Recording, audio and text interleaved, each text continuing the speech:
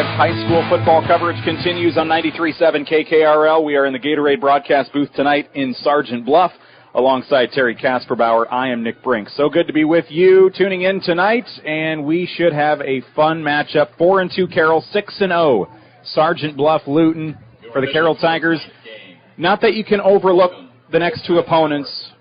One-win teams, Sioux Center. Sounds like they may be better than their record indicates. A very young squad. Boyd and Hull, Rock Valley, struggling. They're in the middle of a rebuild as well.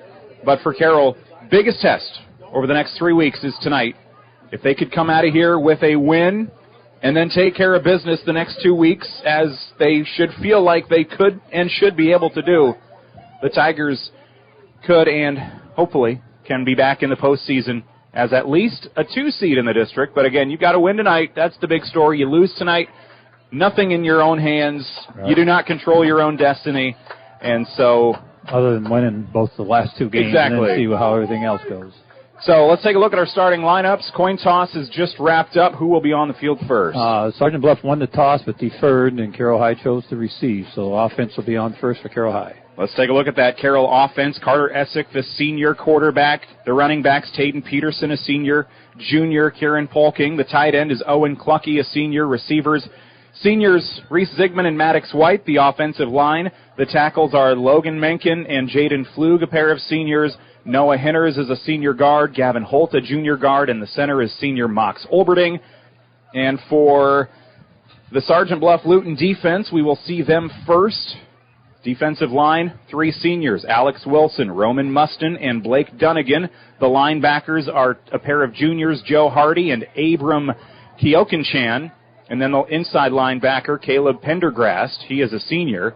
The secondary corners are Gavin Warren, a junior, Kellen Benson, a senior, safeties, Xavion Ellington, a senior, Braden Kerr, a senior, and then an extra defensive back. Sounds like they run with 3 safeties. Bo Kudum is a senior in the secondary for Sergeant Bluff Luton. We will bring you Carroll's defense and Sergeant Bluff Luton's offense when they are on the field after this opening drive. Sergeant Bluff Luton will trot out onto the field. They will kick it away first with Nico Rojas. He is a senior, kicks really well. He's only missed 1 extra point all year on 27 attempts.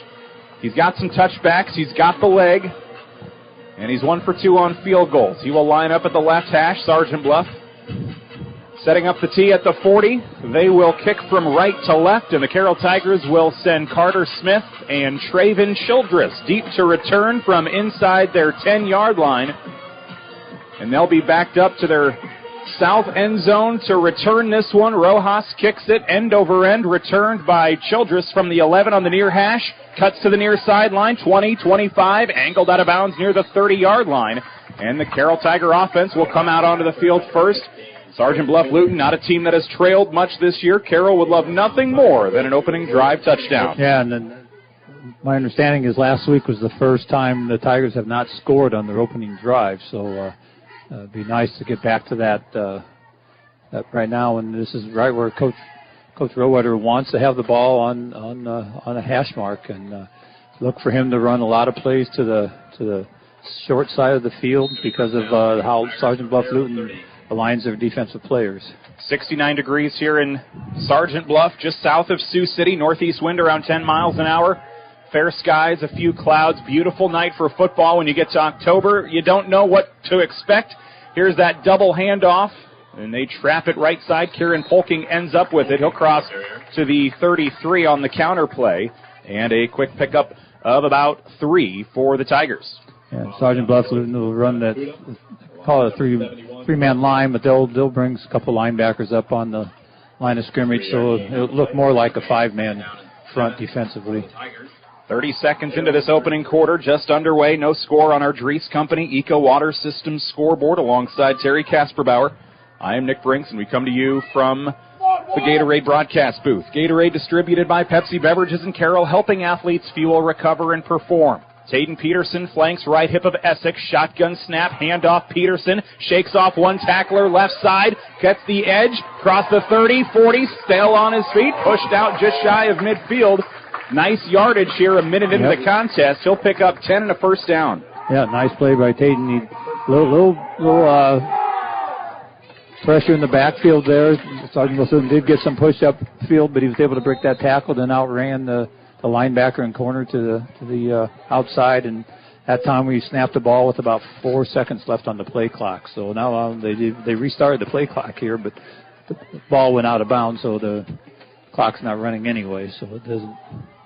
Carroll offense will have it at their own 43-yard line. No receivers right, 2 on the left. Peterson, left side of Essick this time. Designed run. Essick following his blockers. He finds a big hole, crosses midfield, and he'll make his way to the 49, and he'll cross over into opponent territory. It's an 8-yard pickup for the Carroll Tigers as they move down the field here on the ground in the early going. Yeah, just what you'd like to see if you're Coach Rowetter and the staff is pick up one first down and 8 yards on the next set of downs, and you want to control this ball and keep that, like we talked earlier, keep that Sergeant Bluff Luton offense off the field as much as you can. A minute and a half into the game, Carroll Tigers 3 carries, 21 yards on the drive so far, just across midfield. 2 receivers to the left side once again. Peterson in the backfield with Essick out of the shotgun. Carroll in all white tonight. Those new jerseys, they broke out in the Creston game. Essick finds a seam left side, crosses the 40. He'll have a first down as he'll pick up close to 15. We'll call it a 14-yard gain down to the 35-yard line. Yeah, another run to the short side of the field up there on the left side, and we got an issue here with Carter Essick wanting to know why they put the play clocks all the way down to 25.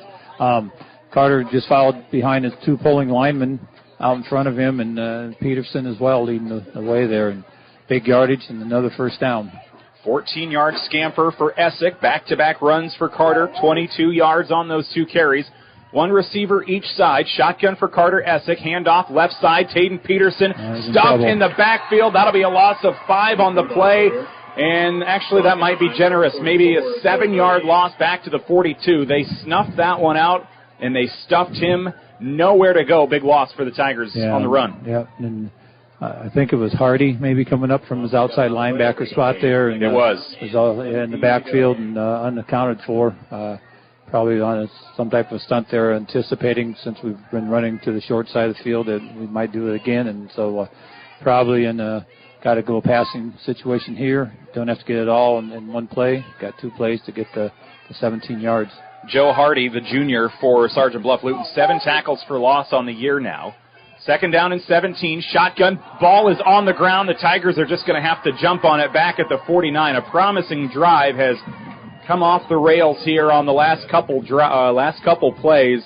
Tigers just have to fall on the loose ball. Peterson lost 7 on the last carry, and they'll lose another 7 or so back to the 49, and now it's 3rd down, and you got to get to Sioux City for a first down up on that north end zone. Yeah, it's too bad because you're not going to do much there when the snap never even got off the ground, I don't think. It looked like it just rolled and bounced, and then football take a crazy bounce, and it bounced right over Essex's hands, and fortunately Landon Peterson's there to jump on it. Reese Zigman was the one to jump on it, so Carroll does maintain possession. Essick will come out of the shotgun, blitz off the edge. He's under pressure, evades it, rolls out to his right, trying to stay open. He'll take off down the near sideline. He's getting a lot of those yards back, and they're actually going to set up a manageable 4th down.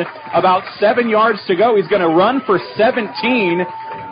Obvious punting situation if you're back at midfield, 4th and 20, 4th and 25, but now 4th down and 7 inside the 35, down at the 32. Offense has to feel a lot better about staying on for this one. Yep. 8 minutes to go in the opening quarter, no score.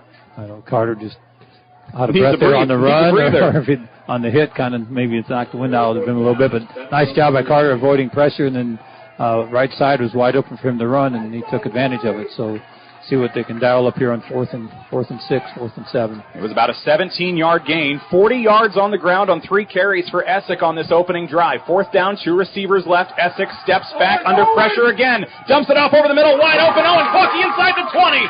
Tackled there for a first down. 3rd and 24. 2 plays later, the Tigers are in the red zone.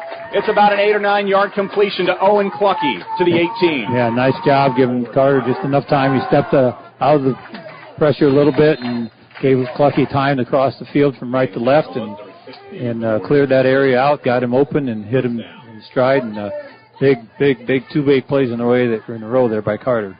One thing the Carroll Tigers have relied on this year, in a big moment when they need a big play, big number 44, Owen Cluckey, has been reliable. For a few weeks there, everything he caught was a touchdown. 6 touchdowns and 7 catches in a stretch of games I covered him earlier in the year. Big first down play. They're in the red zone now. Receiver to the right side. Now they can get back to their bread and butter, and they'll hand it off to Peterson. Not a whole lot of running room up the middle, just to keep him honest. 2-yard pickup to the 17. 7:13 to go, first quarter. No score, but the Tigers are driving, and this drive continues unaided by flags, but good offense despite having 3rd and 24 a little bit ago. Yeah, and used up almost half the quarter already, and still second down. Carter's getting the workout because he comes over to the sideline to get the play and having to go back. And Coach Rowetter making sure he's not getting the play off too soon, and so he's got to make sure he gets back in and get that clock down to about 3 or 4 seconds and get the ball snapped. First quarter, under 6:40 left. Handoff up the middle once again. Peterson takes off inside the 15. He'll spin his way down to the 13. There was nothing up the middle. Cuts near the right tackle. And it'll bring up a manageable 3rd down and about 5 to go. 3-yard pickup for Peterson and the Tigers. And they're in the red zone still, down to the 14-yard line. Yeah, nice job by Landon there, just kind of being very patient, making sure that the hole was there before he cut upfield, and then got his shoulder squared and cut upfield for 3 or 4 yards there. And now we're 2-down territory, obviously, so I'd anticipate a running play here. Still no score on our Dries Company Eco Water System scoreboard. Halfway through the first quarter, a whistle and a timeout will be taken by the Carroll Tigers as they want a little more time to set up maybe 1 or 2 plays for this 3rd and perhaps 4th down if they don't get it on the first shot. You're listening to 93.7 KKRL's coverage of high school football, and we'll step away and take a 30-second timeout. Back after this. Looking to boost your brand? Top Loft makes it easy with custom online stores for businesses, sports teams, and organizations. Enhance your brand's visibility with a tailor-made store showcasing your logo, colors, and designs. Enjoy endless customization options. Choose styles, colors, and add your unique touch to every product. Plus, their streamlined ordering system ensures a smooth experience for you and your customers. Elevate your brand with Top Loft in downtown Carroll, or visit toploftclothing.com and start building your online store today.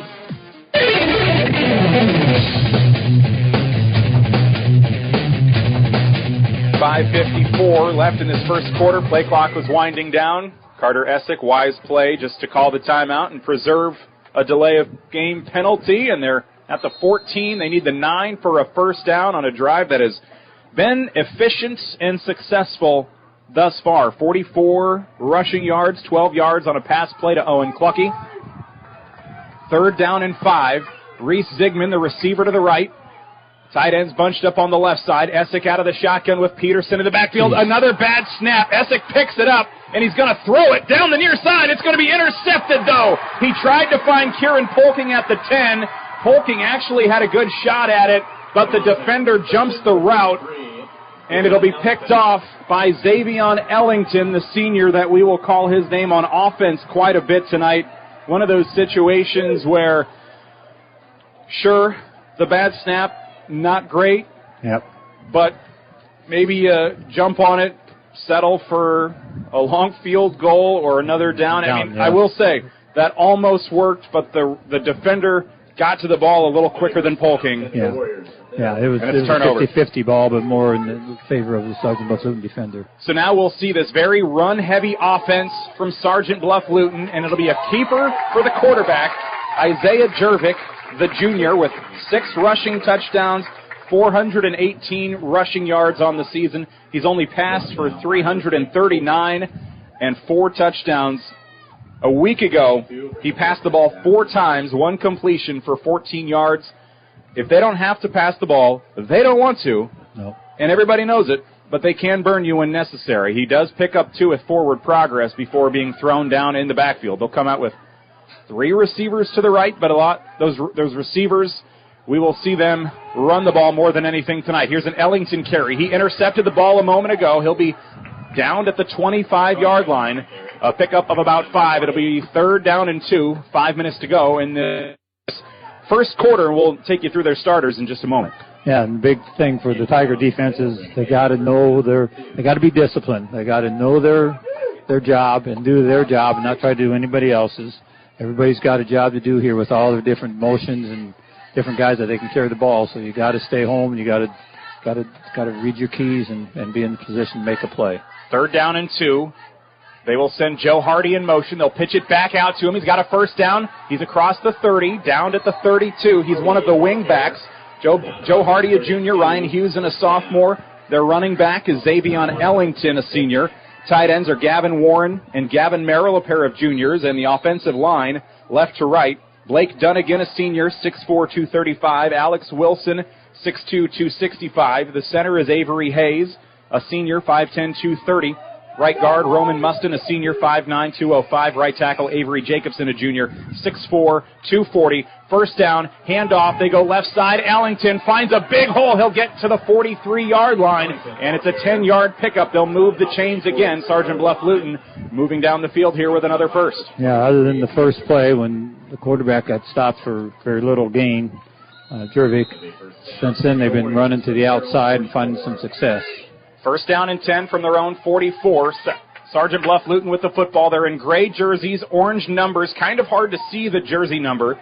Michael Rowetter, the first defender to get there, can't bring him down. He gets to the 50 and will be tackled there. It's about a 5-yard gain. Let's run through the defensive line for the Carroll Tigers.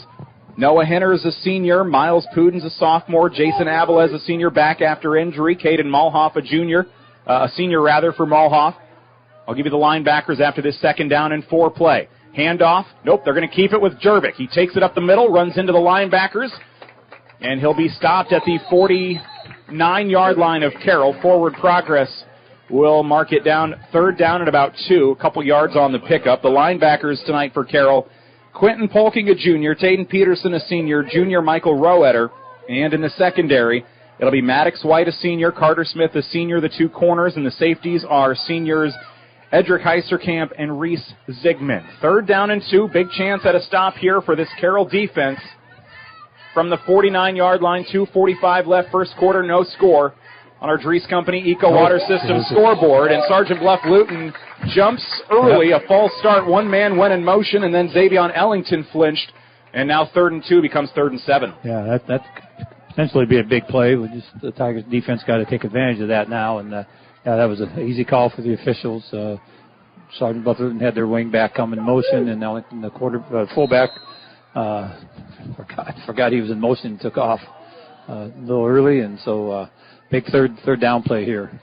They're an offense that uses a lot of pre-snap motion. It's easy to get flustered or confused when it's not your turn to move, it's somebody else's. Hardy in motion. He'll sweep it left side. He'll be upended. Nice grab around the ankles by Michael Rowetter to preserve a 1st down. He'll get the penalty yards back to the 48-yard line, and it'll be 4th down and about 1.5 yards to go. But an offense that loves to ground and pound, they'll go for it here on 4th, it looks like. Yeah, I don't think that's a question at all. They've only punted a handful of times, or about 9 times, I think, and Carroll High's only punted 4 times, so haven't seen many punts out of either one of these teams. So, 4th and short, they're definitely going for it. Carroll looks like they'll bring pressure. Taden Peterson from his linebacker position showing blitz up the middle. They'll hand it off. He's in the backfield, backing his way inside the 45. I thought they had Ryan Hughes stopped for a moment, but then he kept driving backwards, lowered his shoulder, and he fell to the 44-yard line. He'll pick up 4, and it's a 1st down on 4th and short. Yeah, this short motion and give him a toss, and gets upfield just past the center. And we had some guys in the backfield, but his momentum kept him going, and he did a good job keeping his legs moving. 1:20 remaining in the 1st quarter. No score. Two men to the right, 1 man in motion. They will hand it off on a sweep right side. Hewson has the seam. Big hole. Sideline is all his. Carter Smith, though, will bring him down with a face mask inside the 5. They'll tack on a couple more, half the distance to the goal. And it's a 40-yard run for the wingback, Ryan Hewson. And the face mask helps bring him down as Carter Smith got there, the only one stopping him from a touchdown. At that point, I guess 2 extra yards.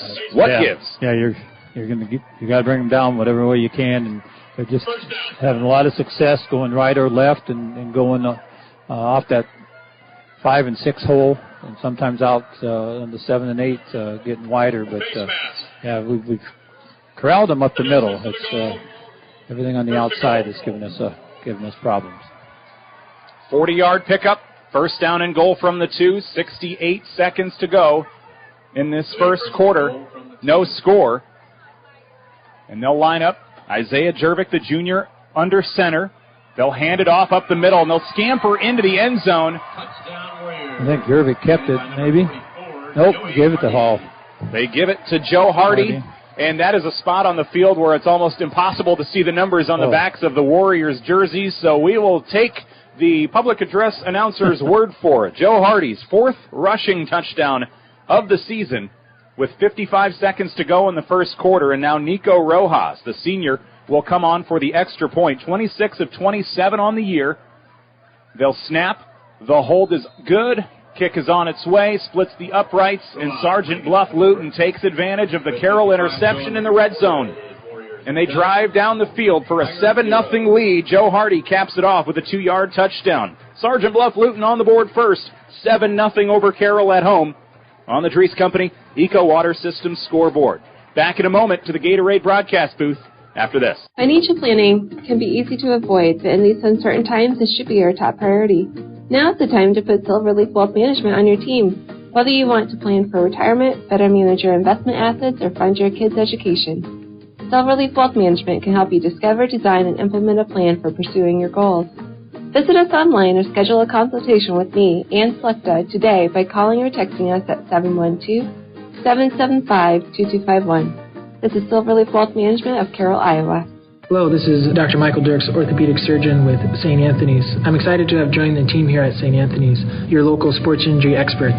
We perform knee arthroscopy with ACL reconstruction and meniscus repair, as well as shoulder arthroscopy with rotator cuff and labral repair. If you're suffering from hip, knee, or shoulder pain, give us a call so we can get you back to the playing field or back to the activities that you love doing. St. Anthony Orthopedics, located on the St. Anthony campus. St. Anthony Regional Hospital, always look to the cross, always St. Anthony.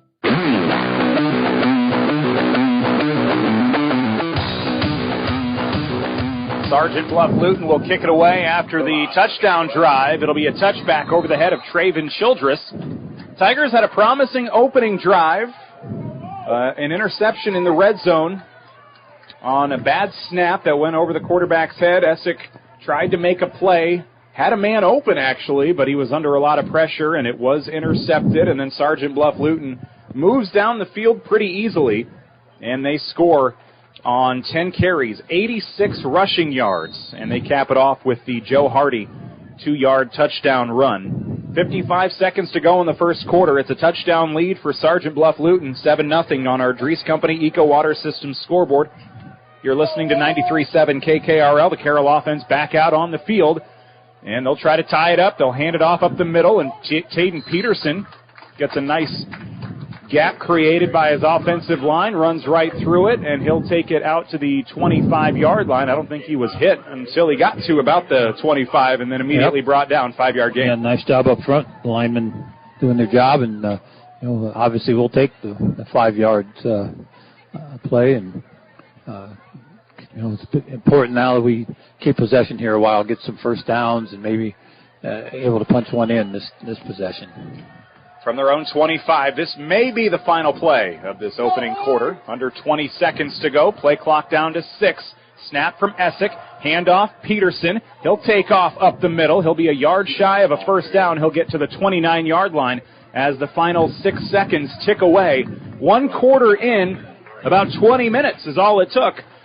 No passes for Sergeant Bluff Luton on their 10-play drive. Carroll 1 for 2 passing with an interception and the Owen Clucky completion. Otherwise, everything else has been on the ground, keeping that clock moving. We go to the second quarter. Warriors have a 7-0 lead. Carroll will have the football. We're back in a minute on 93.7 KKRL. Hi, this is J.R. Mayhall, insurance agent and realtor with Gredeman & Associates. We're excited to announce Eric Bass and Nate Gredeman have joined our team. Eric has numerous years of experience in both insurance and real estate, and we're excited that Nate has moved back and brought his wealth of knowledge of commercial real estate to our team, and he also has his insurance license. It's a very challenging time in both real estate and insurance, and we are here to help you. Gredeman & Associates, Highway 30 here in Carroll.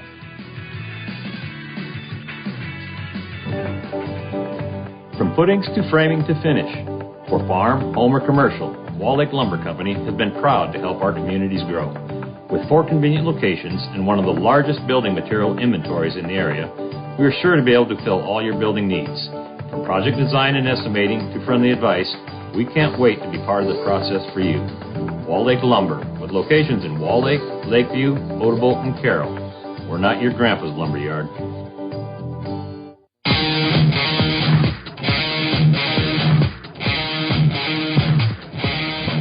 If you blinked, you missed the first quarter. We go to quarter number 2, 7-0 lead for Sergeant Bluff Luton. Alongside Terry Kasperbauer, I'm Nick Brinks on 93.7 KKRL. We are in the Gatorade broadcast booth tonight on a beautiful Friday here in Sergeant Bluff, mid-October. Jackets are still optional. I think that changes maybe tomorrow. But Carroll will come out, 2 running backs in the backfield. They'll give it up the middle. It's Peterson, and he breaks through the first line of defenders. He'll cross the 35 to the 37, picks up 7, and the Tigers will get a first down as the fans chime in. Yeah, and something you don't see very often anymore. Carter would underneath center to get that snap and just straight hand up the middle and just a straight dive, and nice job up front blocking, and Landon Peterson, nice job running the ball and keeping his feet moving, broke a tackle there and picked up good yardage. Carroll with 73 yards of offense now. This is their second drive. First one ended in the red zone on an interception. Essex shotgun, handoff right side. Peterson spins his way to the 40. He'll be tackled there, and it's a 3 or so yard pickup. Second down, and we'll call it 6 coming up for this Carroll offense. So they've been able to move the ball. They've overcome some adversity. 3rd down and 24. 2 plays later, they're in the red zone. Again, we didn't mention it in the pregame show, but it's always important. In a big game, can't afford turnovers. No, and that has hurt Carroll once already tonight. You got to get the snap too. You can't run the play without the snap. They've had a few bad snaps, 2 or 3. Handoff. Nope, Essex will keep it here. Designed run near a first down. Takes it up the middle, and he'll move his way to the 45. It's a 6-yard gain. Carroll Tigers will have 3rd down and 1. And Essex always comes to the sideline to get the play call from Coach Rowetter, and he racks up a lot of running yards to and from the sideline, and after he took about a 22-yard run earlier, or 17 somewhere in there, looked a little winded, took a big shot at the end, and then he's having to come off in between plays. He's going to wear that man out. That's why he's young, and they can do that when they're 17, 18 years old. 3rd down and 1 for Carroll, working right to left in white jerseys. Another keeper from Essex. The quarterback run is working well tonight. He'll be stood up, but it is a first down for 2 yards. To the 46-yard line, they'll move the chains. Or are they calling him actually short? They're going to say... No, it's a first down. Yeah, okay. It's the down marker. From here it looked like it was going to be a first, and then the down marker guy, they've got the digital down marker here in Sergeant Bluff. Yeah. He switched it to 4, and it threw me off, and I thought maybe they're calling it short. But 1st and 10 for the Tigers, just shy of midfield, their own 46. 10 minutes to go in the second quarter. Warriors 7, Tigers scoreless on our Dries Company Eco Water System scoreboard. Get shot play clock down to 5.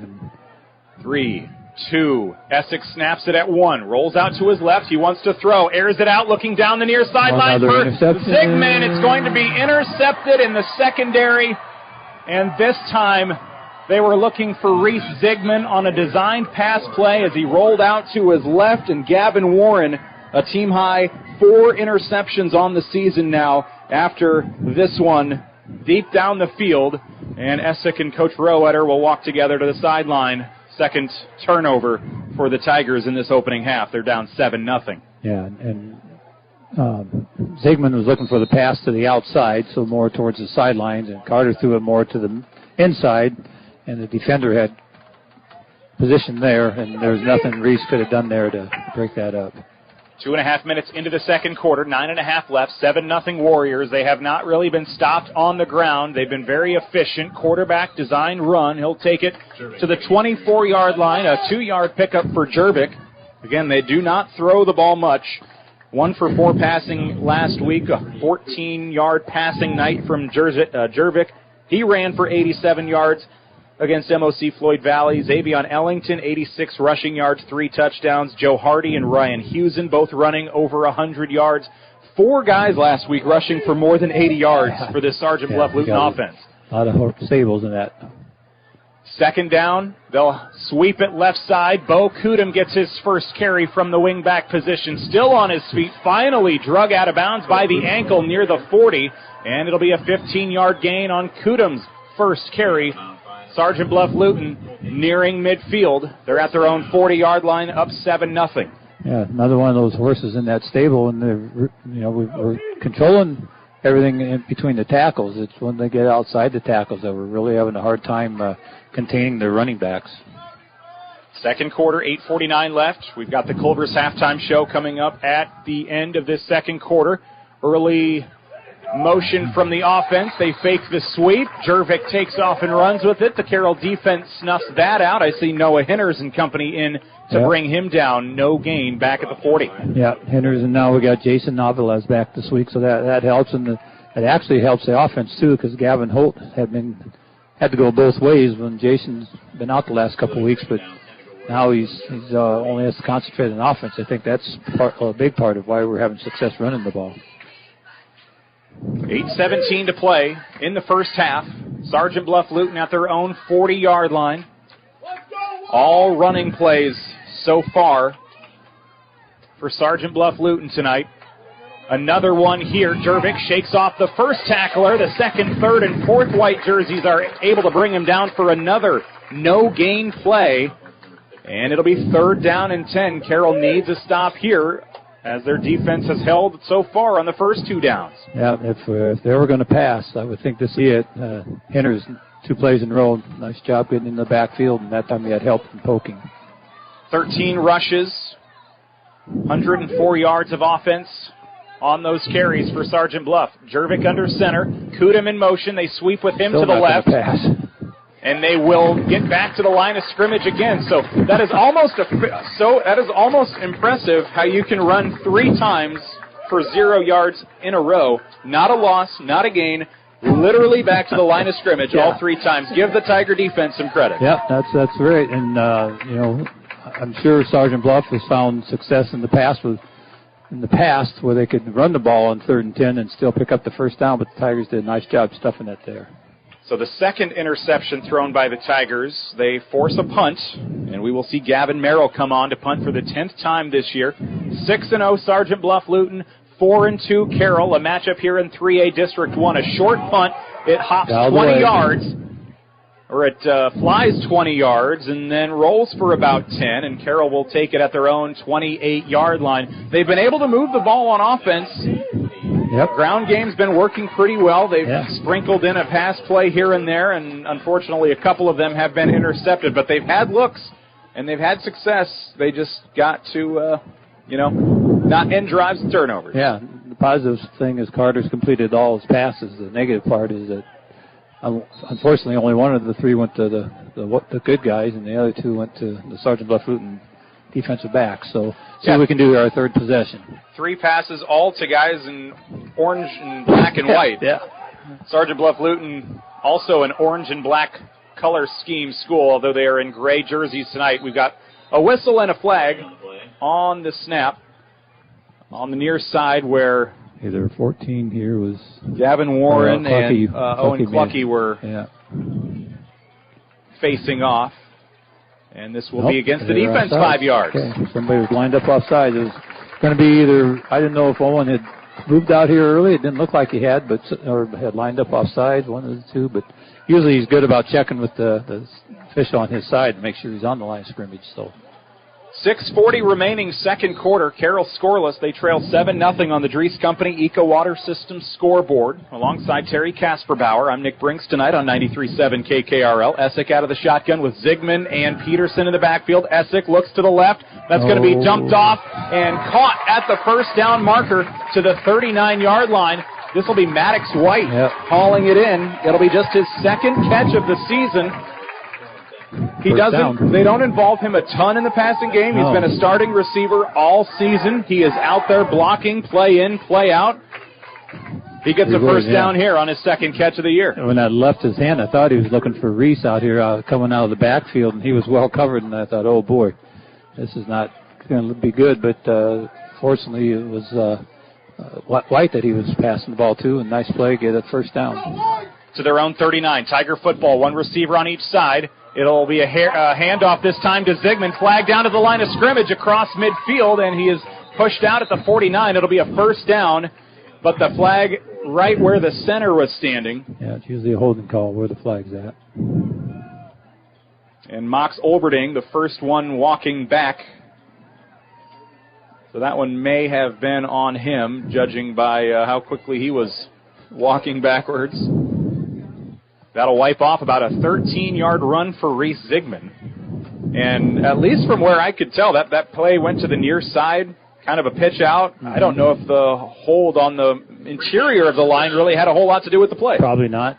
But official in the middle of the field there, he doesn't care where the ball's going. Yeah, exactly. He's looking at those guys inside and making sure that the hold's not too noticeable, because you probably could call a hold every play. I envision a world where we play football where holding is legal. Hold every play, every down, see what happens. Yep. Don't let them hold you. First down in about 20 now, back with 6:01 to go in the half. Handoff this time. It's Peterson. He'll flush out to the left side. Actually, Peterson's blocking for Zigman. Same play. And Peterson shoved one or two defenders out of the way for Zigman. Might as well give Peterson credit for some of those yards. 12-yard gain here for Zigman, and that'll bring up second down. Well, we'll call it a 9-yard gain. He gets back to the line of scrimmage before the flag. I guess Coach Rowewater's a little smarter than we give him credit for. He said, you know what, that first play, if they hadn't worked really well, side, we got 13 yards. Let's try it again and see, and we'll get 10 yards out of our 9 yards. So now we're back to second and manageable. I know when I'm playing Madden and I find that, then I do the same play, but I do it to the right next time. Yeah.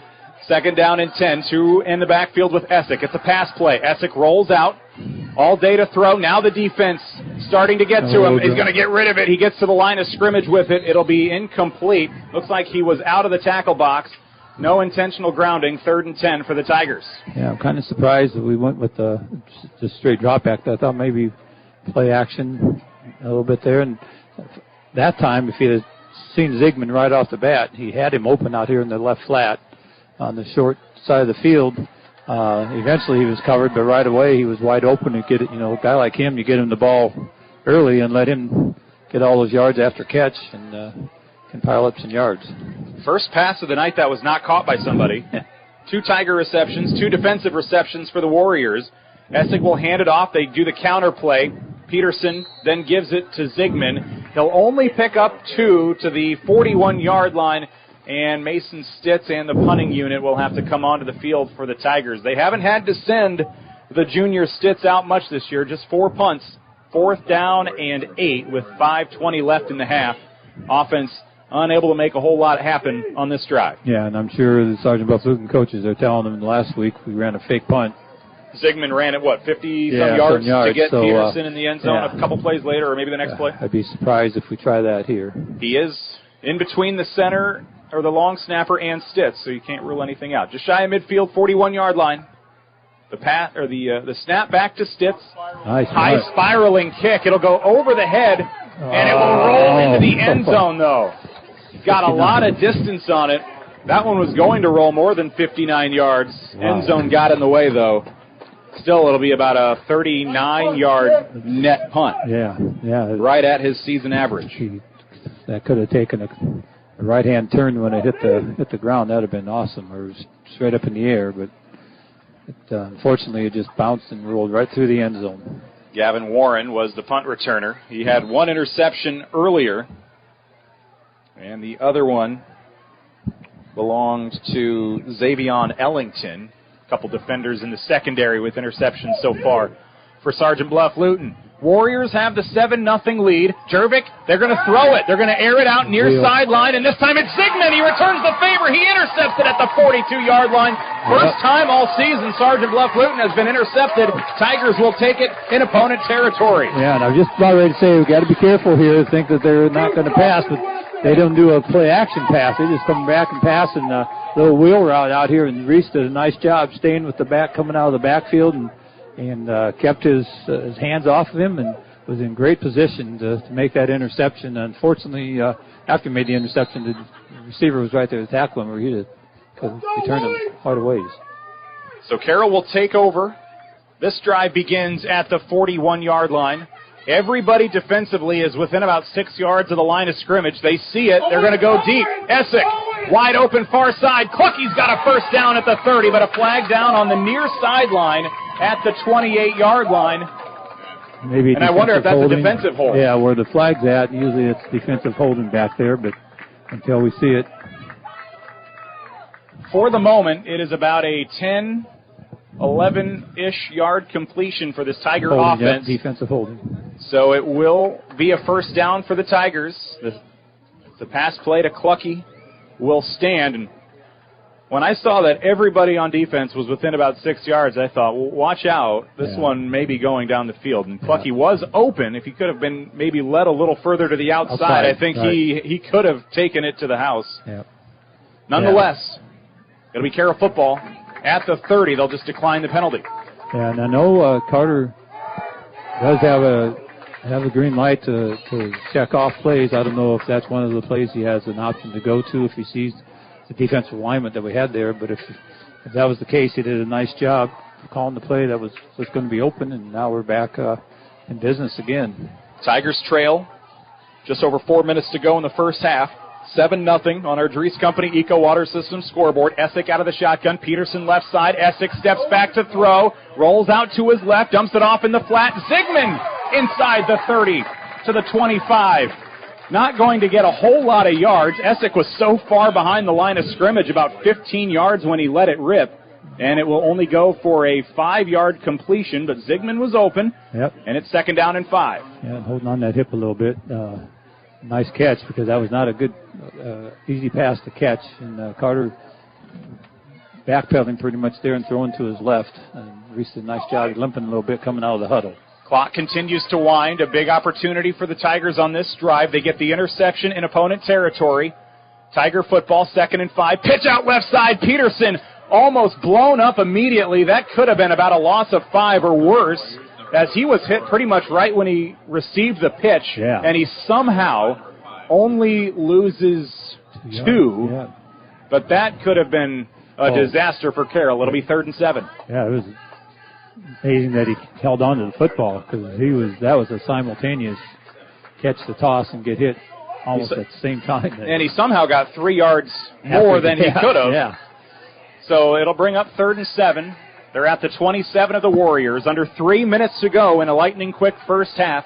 Essick out of the shotgun. 2 receivers right. Nobody left.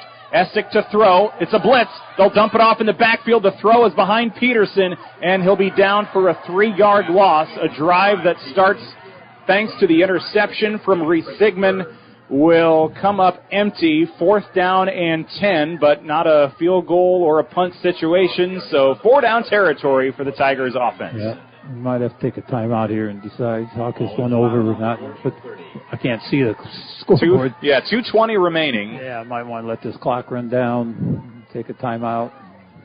Essick will come from the sideline. He's got the play call from coach. He'll get to the huddle with the play clock at 10. They'll break the huddle. And again, we'll see. Play clock down to 5. 4. Still not set. 3rd and 10.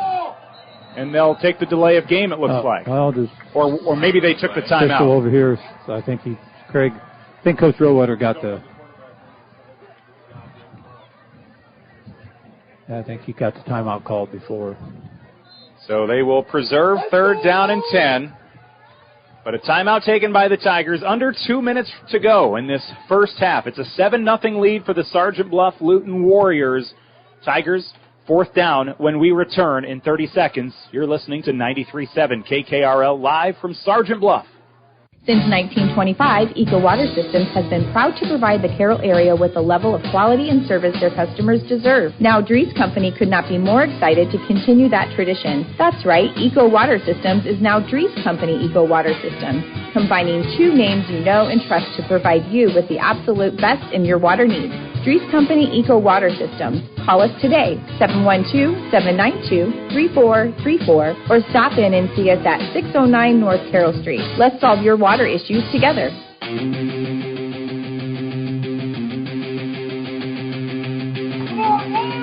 You are listening to 93.7 KKRL Carroll alongside Terry Kasperbauer. I am Nick Brinks in the Gatorade broadcast booth. Our Dries Company Eco Water Systems scoreboard. Not a ton of points so far. 7-0 score. Sergeant Bluff Luton Warriors got the touchdown on their opening drive. They capped off about an 83-yard drive, 10 plays on the ground, a 2-yard Joe Hardy run into the end zone. That's the only score we've had so far. Tigers are at the 30 of the Warriors. 4th down and 10, 2 receivers left. Shotgun for Essick. Here comes pressure. Airs it out near side. Zigman. And that will be incomplete as he was grabbed and spun around as that will ricochet away. I do not see a flag, and it'll be a turnover on downs for the Tigers. And Sergeant Bluff Luton will take it at the 30. Yeah, the pass might have been a little bit underthrown there, and it's hard to tell if he spun around on his own to try to come back for the ball, if the defensive back grabbed him and spun him around. It was, obviously, in the officials' eyes, it was no flags or no penalties. So the Warriors will take over. Turnover on downs. 2 interceptions, a turnover on downs for Carroll's 3 drives so far. Handoff goes to Hardy this time. And he has stood up in the backfield, and there's our 4th straight Warrior play for no yards on the ground. He gets back to the line of scrimmage, and that's it.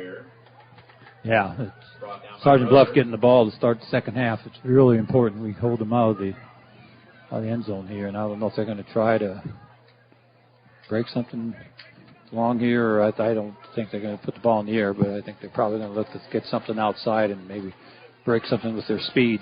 80 seconds now, down to 70 seconds to go in this second quarter. Carroll with just 1 timeout left.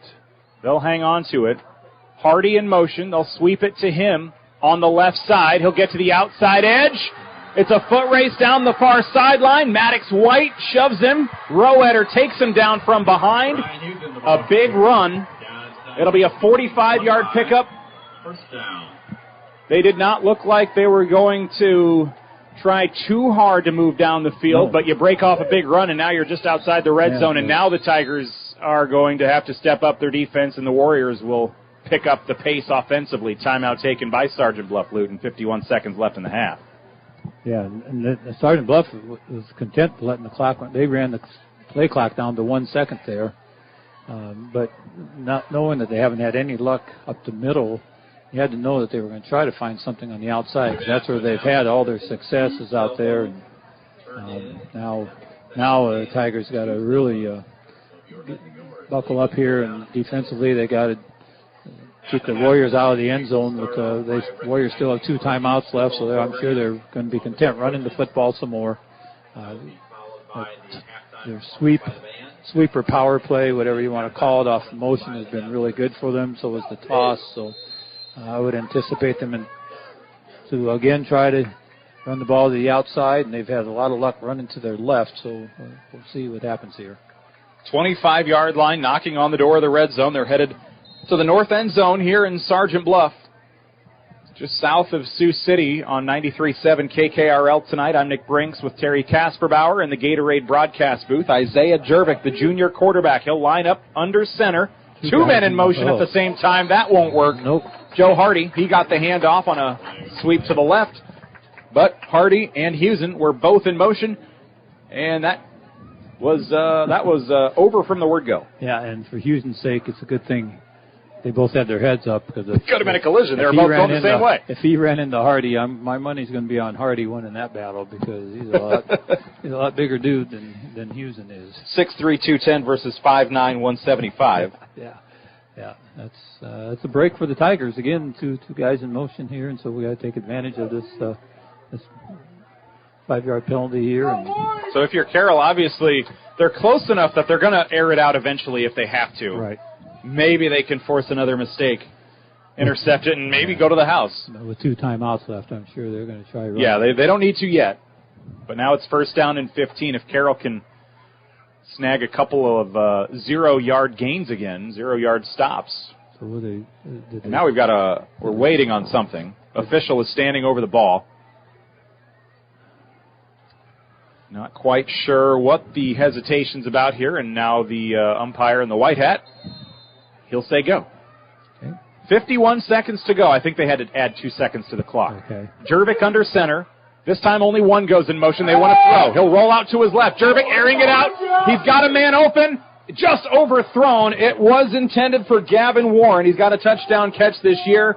Just overthrown by about 2 yards. Otherwise, he was going to haul in his second touchdown catch of the season. He was open. He and another receiver both got behind the defenders. Yep. Carroll was not expecting the first down pass.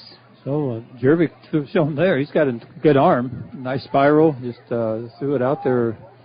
From where he threw it a good 35, 40 yards and just overthrew him. From the 30-yard line, second down and 15, handoff right side. This time it is Hardy again. And he'll take it to the 29-yard line, a 1-yard pickup. Sergeant Bluff Luton will take a timeout with 38 seconds to go. They'll have a timeout remaining. Yep. 7-0. Carroll trails, trying to keep it just a touchdown deficit before the half. Again, the Warriors scored with 55 seconds to go in the first quarter. 7-0 on our Dries Company Eco Water Systems scoreboard. And the timeout here will leave each team with 1. 38 seconds left in the half. Culver's halftime show straight ahead. But now, I feel like third down and 13, you almost feel like you expect another pass here. Yeah, and I wouldn't be surprised they run the same route they ran the 2 plays ago when Jervik overthrew his receivers. Like you said, there were 2 of them. Not even in the same area, but they both were open. So the Tigers' secondary now, they know if they run the ball, you just come up and tackle them in play and force them to use another timeout, the last timeout of the half, and keep them out of the end zone. If this tells you anything, coming into tonight, Jervik had 15 completions on the year, averaging 22 yards per completion. So when they do make plays, they're usually down the field.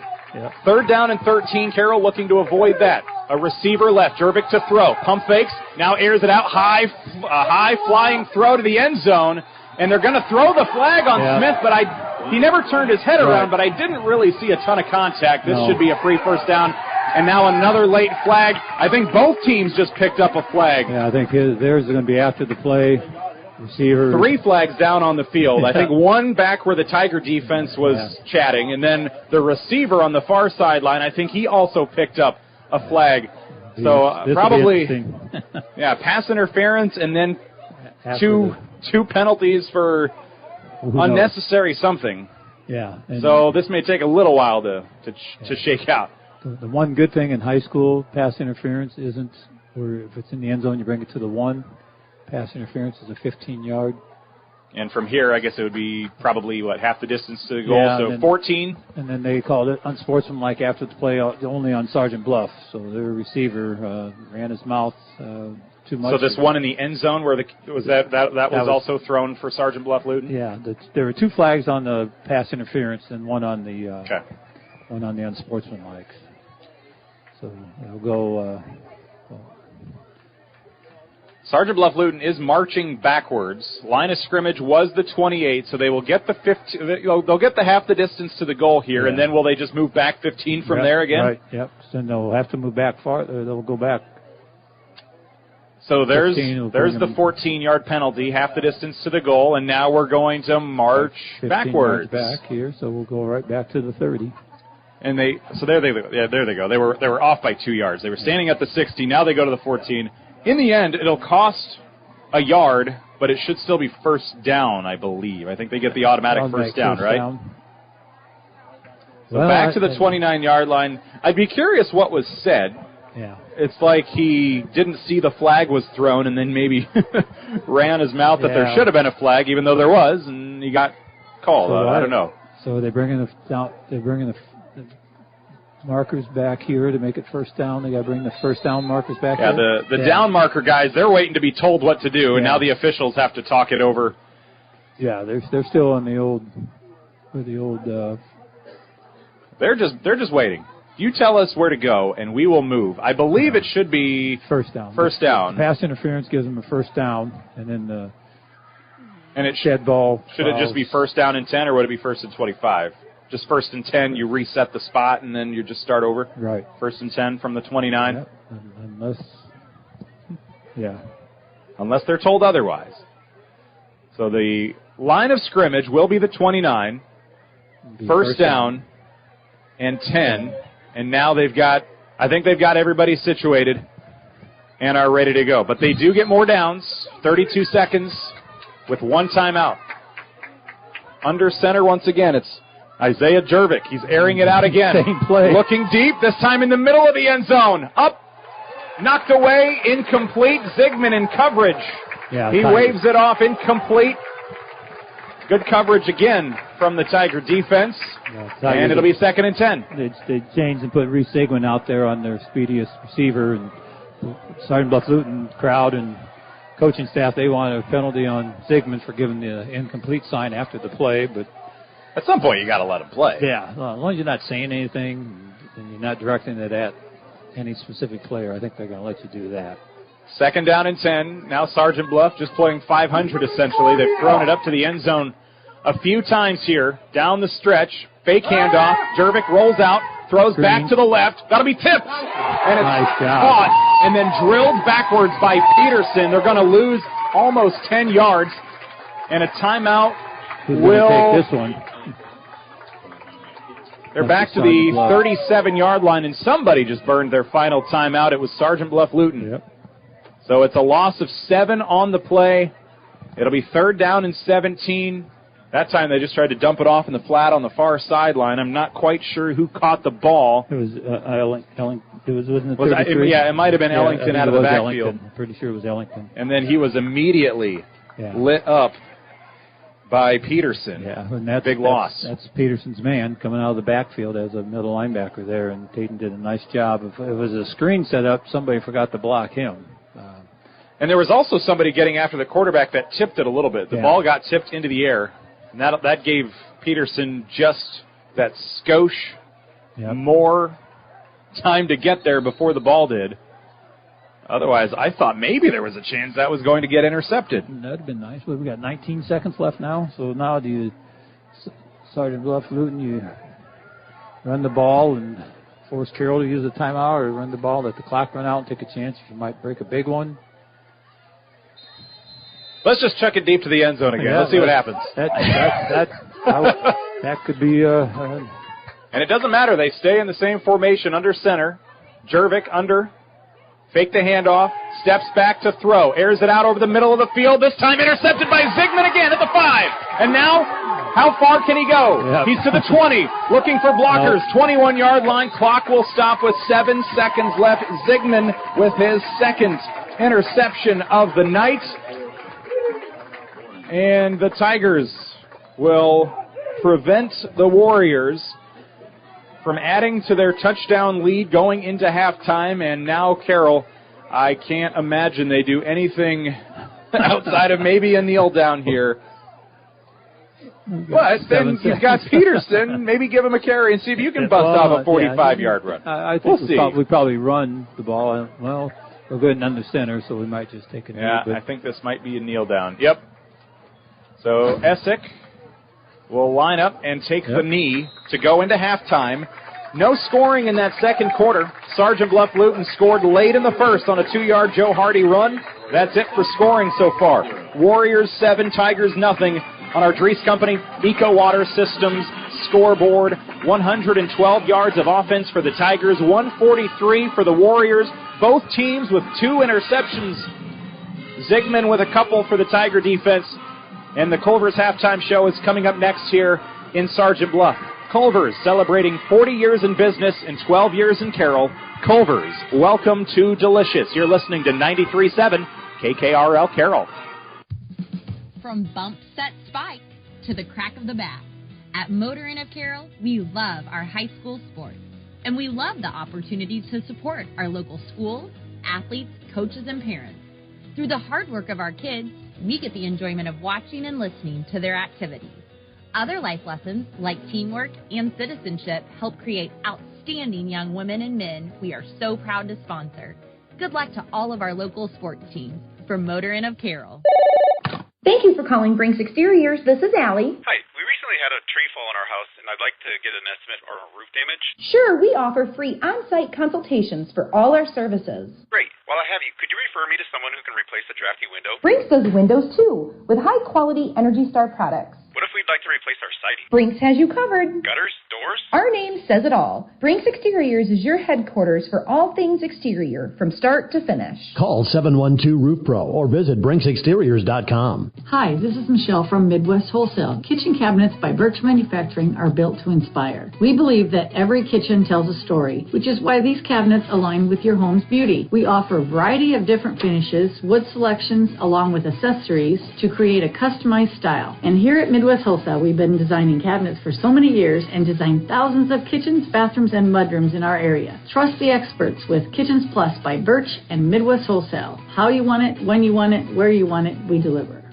When it comes to sports injuries and pain, call the specialist at Suppy Chiropractic Clinic, Dr. Mike Suppy and Dr. Jack Janning. Dr. Suppy and Dr. Janning work closely with area athletes and teams in providing effective treatment and rehabilitation of sports-related injuries. For optimal sports performance, call Dr. Mike Suppy and Dr. Jack Janning at Suppy Chiropractic Clinic, 792-6026. Or stop by their clinic at 1420 Highway 71 North in Carroll. Proud sponsors of all area teams.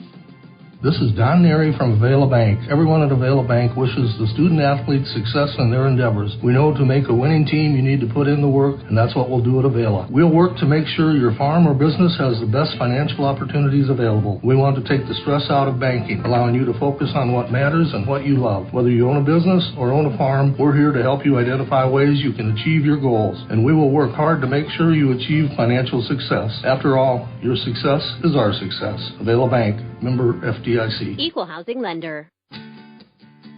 Family owned and operated since 1948, Quant Auto Salvage is the area's best full-service scrap facility.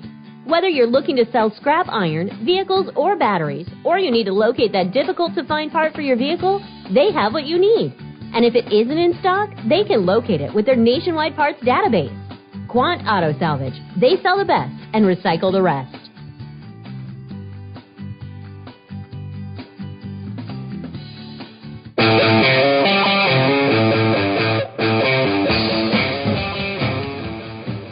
Live in Sergeant Bluff tonight, home of the Sergeant Bluff Luton Warriors. Alongside Terry Kasperbauer tonight, I am Nick Brinks, and it's the Culver's halftime show, celebrating 40 years in business and 12 years in Carroll. Culver's, welcome to Delicious. Carroll trails this one. They were shut out in the first half. Really a pretty evenly matched first half for the most part. SBL took advantage of the first Carroll interception of the day, drove down the field, got the touchdown. Other than that, both defenses are keeping the quarterbacks in the running games contained. Both teams ended up throwing 2 interceptions in that first half. Reese Zigman with both for the Carroll defense. Obviously, Carroll, their 2 interceptions were one in the red zone, one pretty close to the red zone when they took over on an interception, turned it right back over. And then for Sergeant Bluff Luton, the one before halftime, that one you can kind of chalk up and say they're close enough. They're just throwing it up, seeing what happens. But Carroll would have loved to have taken advantage of that first one when they set up shop at their opponent 40, only to turn it over a few plays later. I think that was maybe when they turned it over on downs, actually. Right. Yep. So for Carroll, 3 drives in the first half, 2 interceptions, and then a turnover on downs, fourth drive. They also punted once. Right. But otherwise, Sergeant Bluff-Luton outgains the Tigers 143 to 112. And no shock here. 15, let's see here. A combined 24 passing yards tonight, 31 for Carroll, -7 for Sergeant Bluff-Luton. 150 on the ground for the Warriors, 81 for Carroll. Both teams wanting to run the football. Carroll having a few positive yardage plays. Both teams with the interceptions as well. But if you would have told me 7-0 at the half, both teams are running the football a lot, I think, that checks out. That might be about what I expected. I thought maybe this could be a night where the defenses could shine. Yeah, and with Sergeant Bluff-Luton's offense, unless you let them break long runs, they're not going to run up a lot of points on you if you control the running game, because they're not built to break long passes and things like that. Now, saying that, I think a big play there towards the end of the half was the 15-yard penalty Carroll got that would have put Sergeant Bluff-Luton inside the 15-yard line, and then their receiver, who I'm sure is getting a pretty good butt chewing right now, decided to say something that did not caught the official's ire and got an unsportsmanlike penalty, so that moved them right back out to the 29-yard line. And then a couple plays later they threw the interception where they would have had the ball 1st and 10 at the 14-yard line, and a couple timeouts left and all that. And, looking in a really good position. Oh yeah, and, at the very least we're going to attempt a field goal. I watched their kicker. He's got a good leg going to the north in the warm-up, so he was going to be well within range to kick the field goal. So now they're looking at 7-0. Now they do get the ball to start the second half, so the Tigers' defense is going to be right back out on the field. Very important we come out and don't let Sergeant Bluff-Luton put together, a touchdown earning drive. If they do, make them earn it. Make them, don't give up those long. What's hurt us so far are these runs to the outside that we're giving up 20 to 30 yards, and getting them out of tough yard and distance, down and distance situations. But for the most part, the defense is stuck in there. Middle tackle to tackle, they have not been able to find anything there. Assignment football, obviously, in there has been really good, and just sometimes on those sweeps and power plays and just outside the tackle, sometimes you're just outnumbered defensively, and there's might have a lineman pulling at you, and you got a back coming at you, and so we just got to clean those things up, and then offensively we just got to sustain drives. We're moving the ball pretty well. I think sometimes maybe we don't need to. Maybe we need to run the football a little bit more, even though we run the ball, a lot. Sometimes I think we've abandoned the running game just a little too early, throwing some passes where I thought maybe if we ran the ball, good success between Peterson, Essick, and Ziegman all running the ball. We found some success running Ziegman to the outside, and Lannon's doing a good job picking his holes, and the times Carter's run the ball on run design plays. He's done a good job, and we blocked it pretty decent up front. 7-0 on the Dries Company Eco Water Systems scoreboard. Sergeant Bluff-Luton leading. The only touchdown of the game came with 55 seconds to go in the first quarter. Joe Hardy with a 2-yard touchdown run. Looking at the numbers offensively against SBL, 143 to 112 for Carroll. If you take off the 45-yard drive where it looked like Sergeant Bluff-Luton's got just over a minute to go, starting, at their own 30 or whatever, they're just running the ball, seeing if anything sticks. They aren't being aggressive to try to score before halftime, but if you get a 45-yard play, now you're going to start pushing the pace. So Carroll had a chance there to outgain SBL in the first half, but again, the turnovers that they had, both on drives that could have been scoring drives, and when you're scoreless, those turnovers certainly loom larger. A close game like that, turnovers will bite, but SBL, they could also have more points. They could have scored before the end of the half. They threw an interception. They had the unsportsmanlike penalty on the pass interference that would have set them up at the 14, first down and 10, and a couple timeouts left, as you mentioned. So pretty evenly matched. Both teams able to run the ball. Carroll maybe trying to throw it a little more than has been successful, that's for sure. Defensively, Reese Zigman, a couple interceptions. Taden Peterson with 4 tackles and 1 for loss. On the other end, it is Bo Kudum. He has been all over the field, the defensive back, with 8 tackles in 2 quarters for the Warriors. 7-0. It's the Culver's halftime show. Sergeant Bluff Luton leading at home over the Carroll Tigers. Culver's celebrating 40 years in business and 12 years in Carroll. Culver's welcome to Delicious. In our post-game show tonight, we will name our Motor Inn Player of the Game. Motor Inn of Carroll, your premier Toyota and Chevy dealership for sales, service, parts, and collision. So we've got a couple more quarters for that to shake out. Tigers down 7-0 at the half. We'll take a look at the scoreboard around the area when we return. You're listening to 93.7 KKRL's coverage of Carroll Tiger football from Sergeant Bluff tonight. 7-0 Warriors at the half alongside Terry Kasperbauer. I'm Nick Brinks, and we'll be back in a moment. You're listening to 93.7 KKRL. For more than 40 years, Culver's has brought you fresh, never frozen deliciousness. And since 2012, we have been proud to serve the Carroll community. From mouth-watering burgers to our one-of-a-kind custards, our goal at Culver's is simple. Satisfy your hunger with the highest quality products delivered to you with a smile. Whether you are a coach, player, or parent, Culver's is the perfect destination to build team spirit. Come celebrate 12 years in Carroll with us. Culver's, welcome to Delicious. Hi, this is Dr. Mulbauer from McFarland Clinic in Carroll. If you are expecting a baby, our family medicine department is here to help you every step of the way. Our physicians provide prenatal care and services, childbirth, and postpartum care. Your McFarland Clinic family medicine physicians can perform C-sections and VBACs during delivery. Call our family medicine office at 712-792-1500 or visit our website at mcfarlandclinic.com for more information. McFarland Clinic Carroll, here for you and your growing family. From bump, set, spike to the crack of the bat, at Motor Inn of Carroll, we love our high school sports. And we love the opportunity to support our local schools, athletes, coaches, and parents.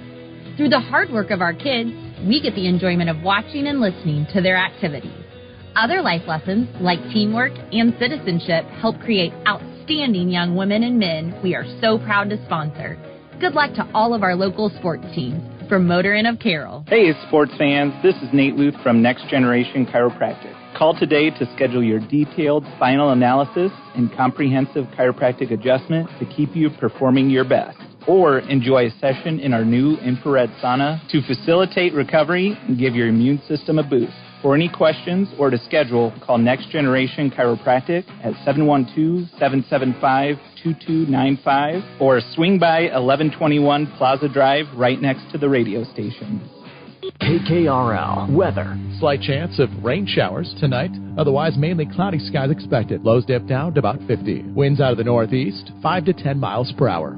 Sunshine mixed with clouds at times. Tomorrow, high temperatures reach up to 74. Lows around 46. Tomorrow night, mainly clear.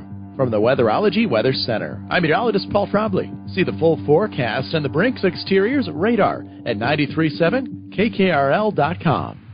Currently 68.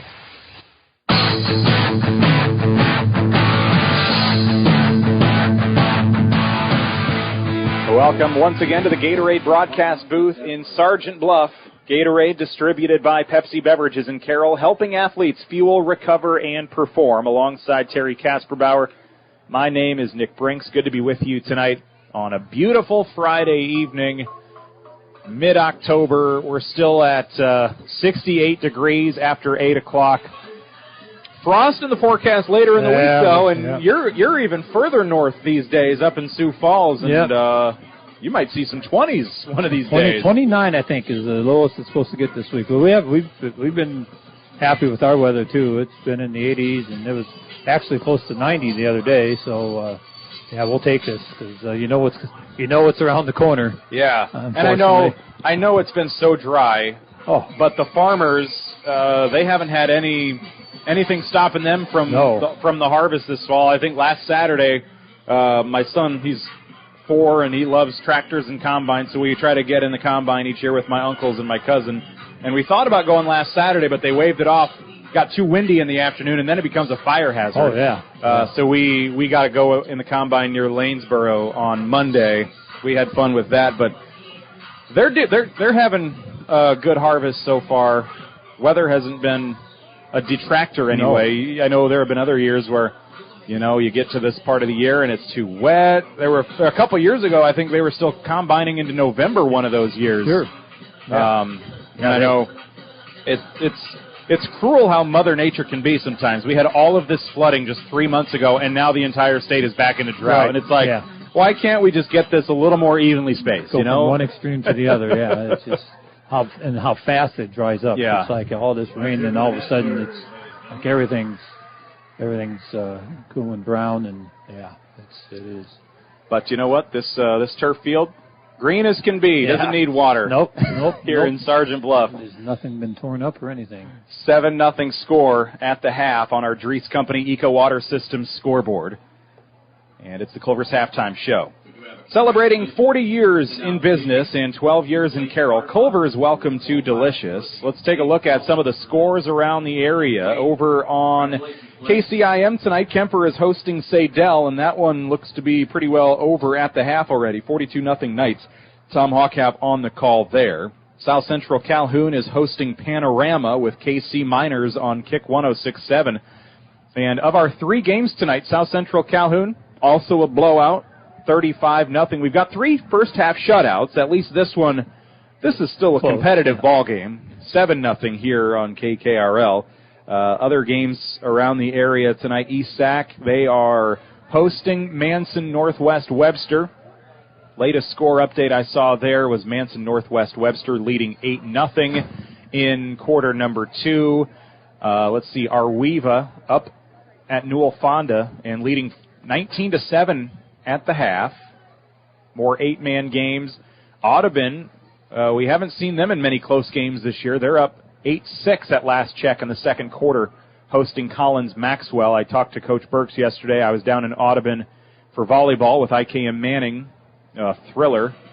Saw a 33-31 volleyball set yesterday, and I don't think I had seen that before. Yeah, you don't see many of those. But Coach Burks said they had some injuries this week that they were dealing with, so they were not going to be probably at full strength, and he was not overlooking Collins Maxwell. That one, good game so far. And then Glidden Ralston and Coon Rapids Bayard in the second quarter. Wildcats leading down in Coon 6-0. And I believe that covers all of our area teams. Let's take a look at scores in 3A District 1. And it doesn't matter if it's the games we're broadcasting on the Carroll Broadcasting Sports Network tonight or the 3A District 1 games. We have the only good game tonight.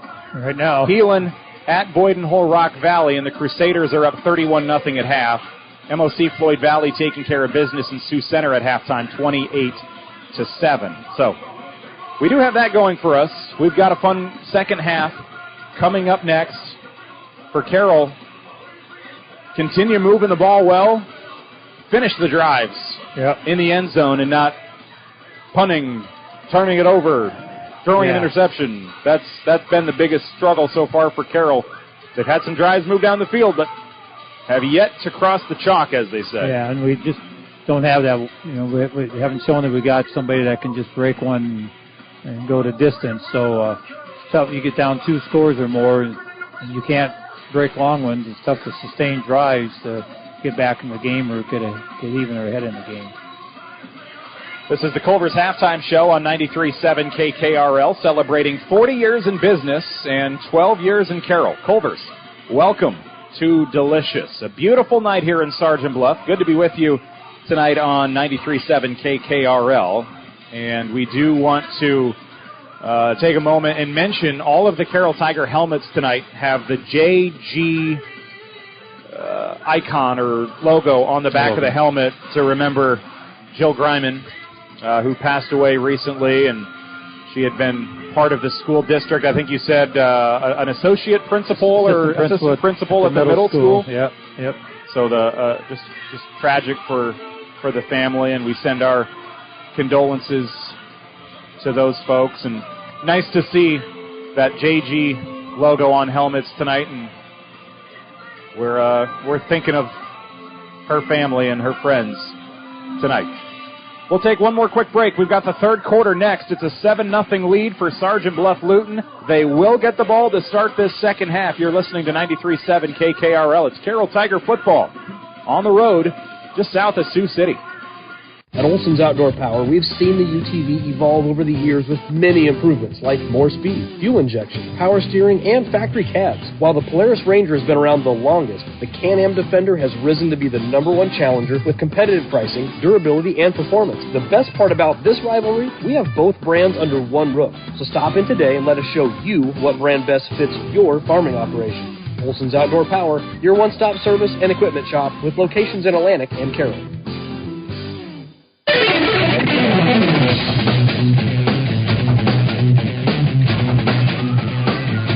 Back to wrap up our Culver's halftime show on 93.7 KKRL, celebrating 40 years in business and 12 years in Carroll. Culver's, welcome to Delicious. We have yet to have a sack yet tonight, but you can win a sack of groceries from Market on 30 every week during the regular season this year. Stop into Market on 30 and sign up to win with the sack of the game. A winner will be announced every Tuesday morning on KCIM Sports Rewind between 9:30 and 10 o'clock. The Market on 30 in the BP Plaza. Technically, the sack in the game doesn't really correlate with the sack of the week for the groceries purposes, but we've yet to have one tonight, and if we have no sacks across all of our games, somebody will still get groceries. That's the main thing. Not you or me. You know, maybe you might have a better chance than I would, but I don't know if the delivery fee to Sioux Falls would justify the expense. I'll drive to Carroll. I'll drive to Carroll to get one. Oh, so third quarter about to get underway. Carroll will kick it away. Now, I know in other games, the Tigers, they like to see what special teams units look like. At MOC Floyd Valley, they dropped a kick in right around the 35. There's a big hole they left open. That was coming out of halftime. Not saying they'll try it here, like the long onside kick or anything, but I know that they're always looking for that kind of opportunity. Kieran Polking will kick it away for the first time. It'll be bounced inside the 15, muffed a little bit, and then a big hole, and he could be gone. Sergeant Bluff Luton. They're going to take it all the way down the near sideline. Warriors, they muff the kick return, and they take it to the house anyway. Touchdown for Justin Ehlers. He is a freshman, just his third kick return of the season. And the Tigers did not have that on their bingo card coming out of halftime. No, and you see that so many times where the returner muffs the kick, and for whatever reason, guys get out of their lanes. They kind of let up thinking, oh, he muffed it, and then you get something like that, and boy, that's a tough one. We'll call it an 87-yard touchdown on the kick return. And now Nico Rojas will be on for his second extra point attempt of the night. And whatever Carroll talked about to begin this third quarter, that is a blow for that strategy, whatever we were going to see on defense. And now Rojas will try to kick it and make it a 14-point lead. The snap on its way. Hold is down. Kick is up. It is good. And we're 13 seconds in. An 87-yard kick return touchdown for the Warriors. Just like that. 14-0. They'll kick it away to the Tigers when we return on 93.7 KKRL. At Carroll County Solid Waste, we deliver environmental services together because, like all teams, together, everyone achieves more. We all enjoy a snack and a drink when cheering for our favorite team. When finished, be a team player. Put your bottles and cans in the recycle bin and your empty food packaging in the trash. Visit our website at carrollcountylandfill.com for details of how to be part of the recycle team. Because together, we're stronger. We're Carroll County Solid Waste, wishing our area athletes a safe and successful sports season. Why is life better with American Family Insurance? Because every policy comes with something very special. A trusted agent who's there to help protect your dreams by finding the right coverage at the right price. Save up to 23% when you bundle home and auto. Products not available in every state. Visit amfam.com to learn how discounts may apply to you. American Family Mutual Insurance Company, SI, and its operating company, 6000 American Parkway, Madison, Wisconsin. Contact Nicole Unken at Nicole Unken Agency. Call 712-792-1262 or stop by 412 Highway 30 today.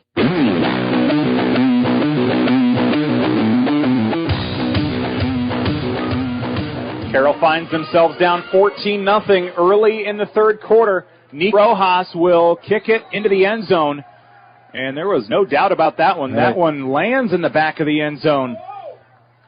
Still had momentum, and they'll chase that one down to the track.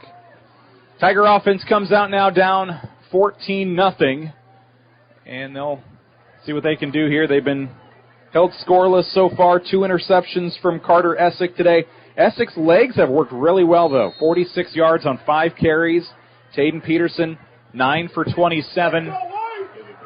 Running outside of Essick hasn't bore much fruit tonight, but Carroll's kind of been quick to get out of the run game. Here's another bad snap. Essick in trouble in the backfield, and there's our first sack of the game. It's Essick back to the 14-yard line.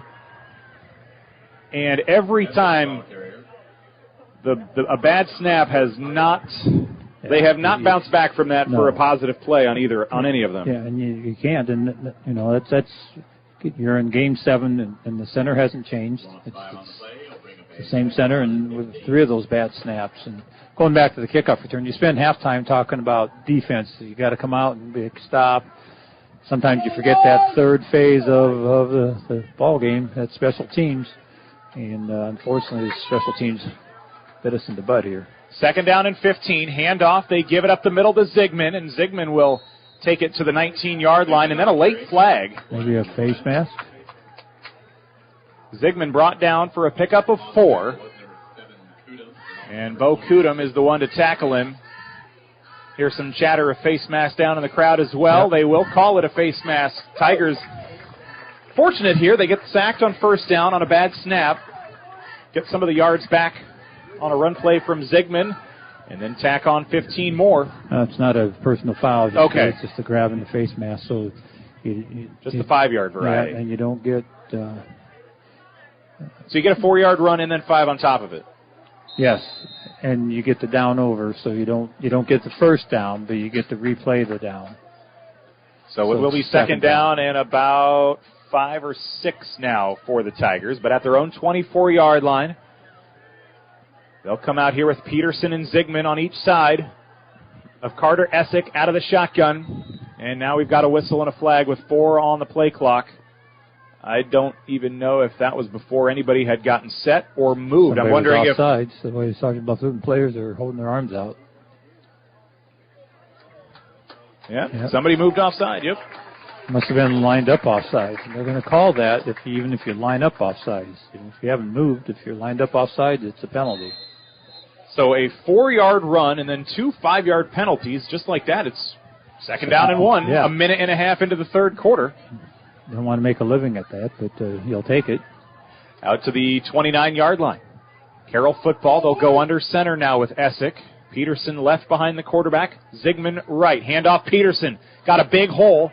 He'll be brought down at the 35. Finally touched. Pickup of 7. He hit that gap with a burst of speed. Yep. Lowered his shoulder, and he has a nice pickup on the play. His largest and longest run of the game that I can remember. 1st down. Yeah, we might want to run a few more plays from under center and let Landon and Reese, one of the 2 of them, get that like you said, get the momentum going and back under center again. Taden Peterson now with 10 carries, about 35 yards in the game. Handoff, they give it to Taden Peterson again. Spins his way to the 40, down to the 41, and I think coming out of the half here, we may see a heavy dose of number 5. They never really had a chance to sustain it with him in that first half, but we've seen him in some games this year. I remember MOC Floyd Valley. There have been games that he can take over in the second half. Yep.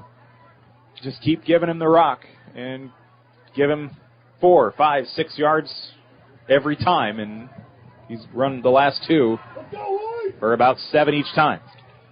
Essick under center. They'll give it to Peterson once again. First line of defenders. The second line, they come in to help too. Forward progress. We'll mark it off as a 2-yard pickup to the 42-yard line. But Carroll moving up the field slowly but surely. 2nd and 8 coming up. Third. We got 3rd down. Oh, third and 3. 2 or 3, yeah. It's a big play here because I don't know if we can afford to go for it on 4th down at our 45 or so. You you start thinking about it, down 14, but if you don't make it, then you give Sergeant Bluff in the short field, and before you know it, you're down 21. So pretty big play here. Early in the third quarter, 8:34 remaining. Carroll Tigers have the football. They trail 14-0 on the Dries Company Eco Water System scoreboard. Essick, handoff, Peterson up the middle. First defender can't bring him down. He'll spin to the 45, needs the 46 for a first down. It'll be fourth down and maybe a foot. Peterson trying to plead his case that he had the first. Won't pay off. They'll mark it a full yard short. Fourth down. And you at least feel better when it's 4th and 1, when it's not 4th and 6, 4th and 4, 4th and 5. Yeah, got to go for it now. And at their own 45-yard line, Carroll trying to extend this drive down by 2 scores. 8 minutes to go, third quarter. Hurry up, Carter. Play clock down to 9 as he just comes in from the sideline. Those play calls must be pretty short. Here they go. Under center, Essick, 4th and 1. Handoff, Peterson again, dives for it.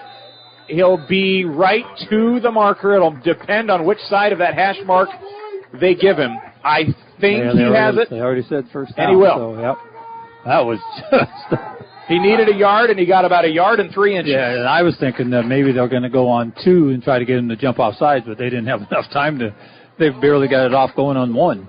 They were already breaking huddle as Essick was getting into the huddle. I think he was just yelling the play to him so they could be ready. First down and 10 now from their own 46. Tigers in white working left to right to the north end zone. One receiver split out far left side.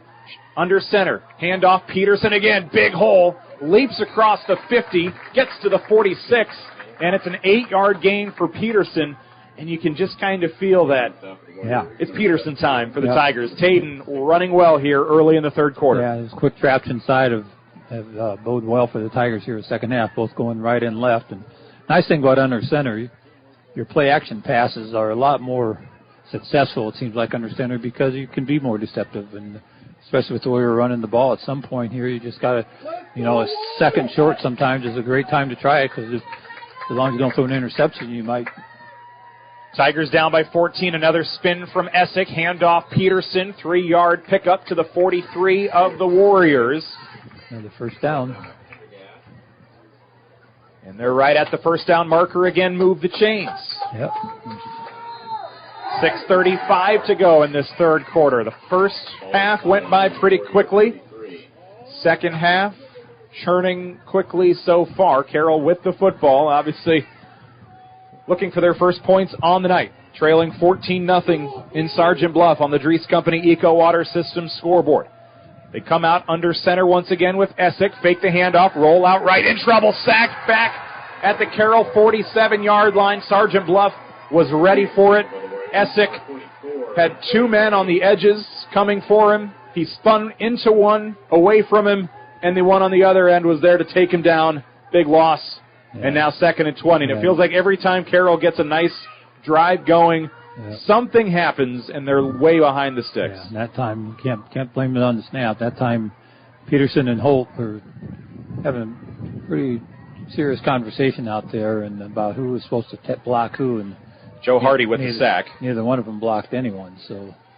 A 9-yard loss on the Hardy sack. 5.5 to play, third quarter. Tigers down by a couple touchdowns. Now out of the shotgun, forced to throw. Essick under pressure, finds Kieran Polking wide open at the line of scrimmage.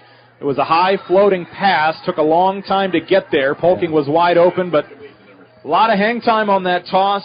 No gain for Polking. Defense closed in quickly, and it's 3rd and 20. Yeah, those backs out in the flats have been open, but you got to get to them right away, or especially if you're going to float it up there like that.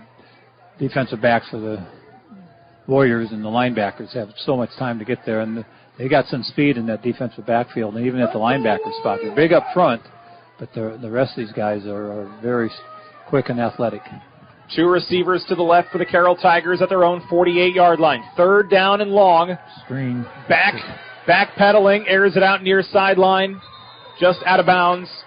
And they'll throw it away and have to punt it away. 4th down, and we'll call it 19, just shy of midfield. Tigers will boot it away. Mason Stitz on for the second time tonight. Yeah, I don't know if our punt team realizes we're punting because it doesn't look like we're. Oh, okay, we got some guys going out now, but still not sure we got 11 guys out there.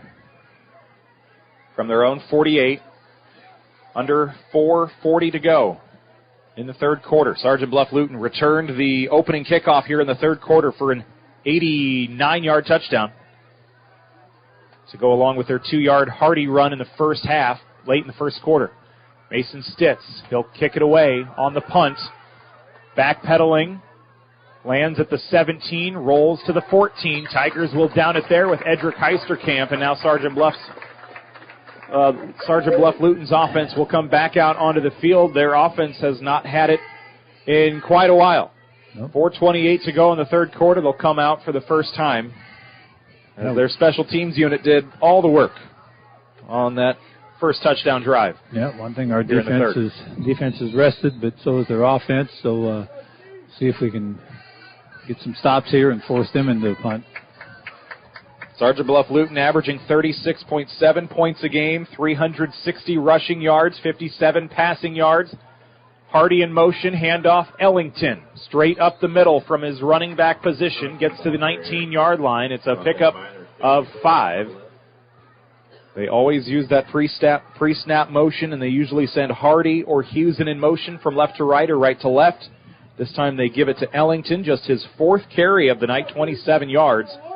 Almost 7 yards a carry for their senior with 5 rushing touchdowns on the year. He had an interception defensively in that first half.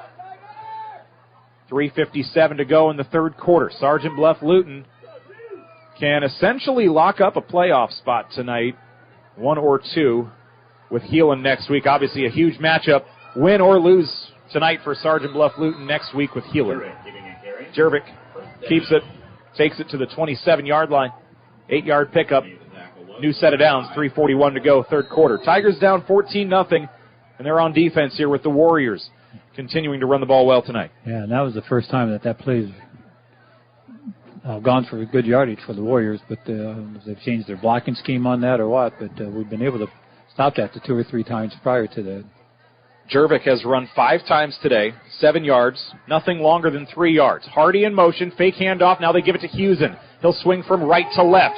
Gets over Heisterkamp. He's the one to bring him down. It's a pickup of 8 to the 36-yard line.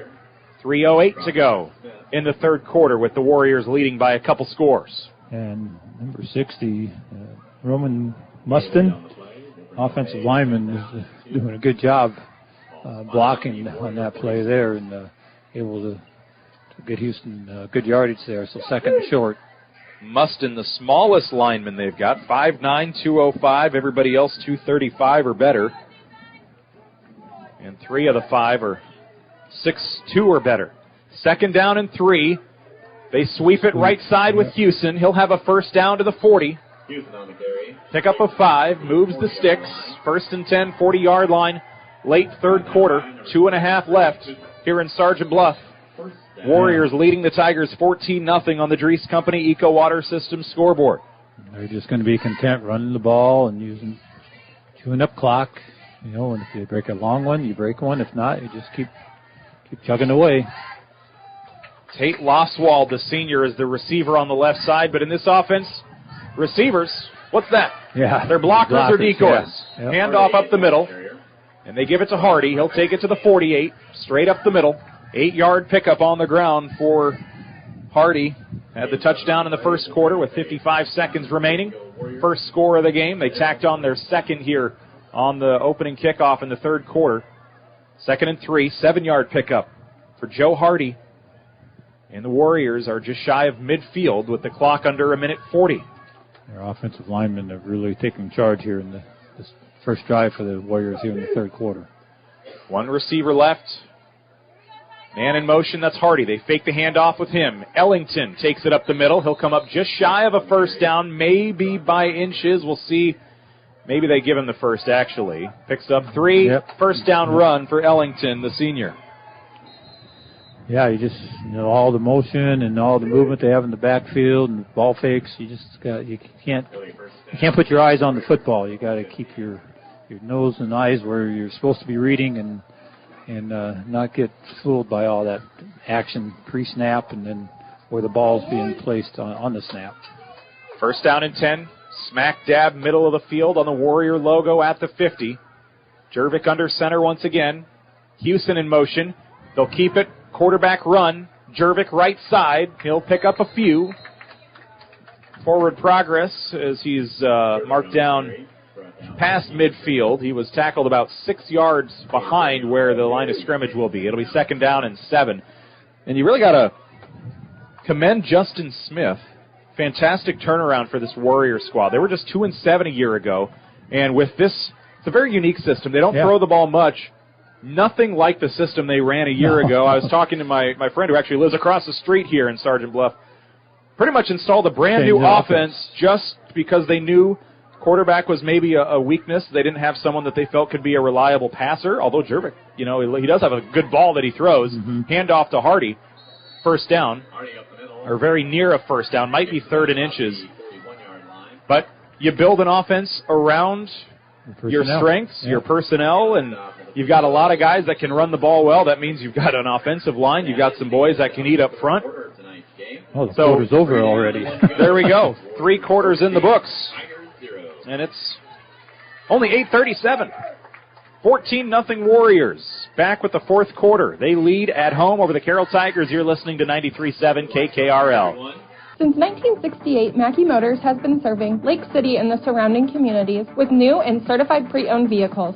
Mackey Motors is a full-service dealership providing oil changes in our Quick Lube Express bays, a service department with world-class trained technicians, a body shop and collision center with the latest equipment, a full vehicle detailing department, or come talk with one of our highly knowledgeable sales staff. Recipient of the GM Mark of Excellence Award for 15 years running. Together, let's drive at Mackey Motors in Lake City, MackeyMotors.com.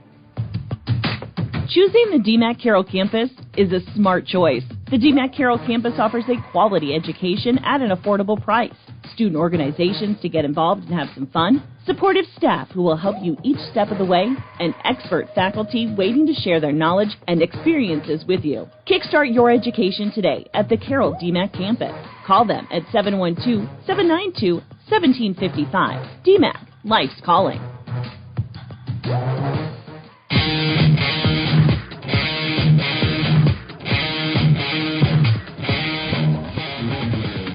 Fourth quarter about to get underway here on 93.7 KKRL, 14-0 Sergeant Bluff Luton.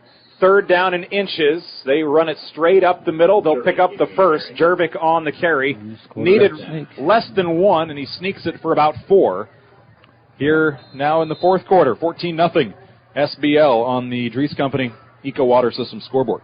Yeah, and like I said earlier, their offensive line is just kind of taking control here in the second half, and this is only their second possession, our first possession of the second half, so they haven't had the ball very much.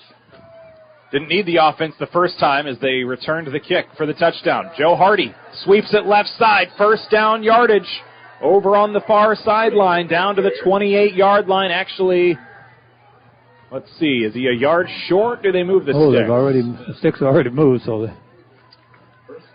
yeah, must have been right at that first down marker. Another 10-yard carry for Joe Hardy, running well tonight. He's got a touchdown in that opening quarter. Leading rusher for SBL is Ryan Hewson, 6 carries, 101 yards, including a 45-yarder in the second quarter, late stages. To the 28-yard line, Jervik under center for the Warriors. Fake the sweep, hand off up the middle. Xavion Ellington. He'll pick up a few straight up the middle on the handoff to the 24. 3-yard pickup. Jaden Malhoff on the tackle for the Tigers. They'll get to the 25. Second down, 7 to go, under 11 minutes to play. Yeah, I was going to say, Jason Avalez has to come out. Yeah, he took his helmet off. Gavin Holt will trot in for him. Yeah, it wasn't knocked off. I think he just took it off because something was loose in there or whatever, and because he took it off, he was forced to come off the field. SBL hurries here. Play clock down to 4. They get set. Man in motion. Fake handoff. They give it to Hewson. Left side. Big hole to the 10. Foot race. 5. Touchdown Warriors. 25-yarder for Ryan Hewson. It's his 6th rushing touchdown of the season. And now SBL is up 20-0, an extra point away from a 21-0 lead early in the 4th. Yeah, that was a hole big enough for you and I and maybe even Hogcap could have ran through. And Hogcap, he's gotten into working out and exercise and all that stuff that I'm just like, I'm too lazy for that. He wasn't touched at all. And a flag on the extra point. Somebody moved somewhere. Houston with the rushing touchdown. He's now over 125 rushing yards on 7 carries and that touchdown. So the extra point will move back 5. Nope, delay of game on the defense. We have 12 guys out there. Are they going to take the penalty and go for 2 or just decline it and kick it? Personnel have not changed yet. They will decline and remain at the usual spot on the 3-yard line for the extra point. 20-0 Warriors, as the Tigers did not have an answer on that drive defensively. Nico Rojas, kick on the way, another whistle. Yep. And it must have been inadvertent. Kick on the way is good. 21-0 SBL taking over here in the second half. And we're back in a moment. 10:14 to go. 21-0 Warriors on the Dries Company Eco Water System scoreboard. Napa is your trusted source for automotive parts, accessories, and know-how for your car, truck, SUV, and farm equipment. We offer a complete performance machine shop, extensive tool and equipment department, and hydraulic hoses while you wait. So whether it's a replacement part for your daily driver, or you are just in need for a professional machine shop, you can trust your locally owned and operated Napa store. Make it a point to stop in and see the pros. Napa, Highway 30 West in Carroll. Napa, we are so much more than a parts store.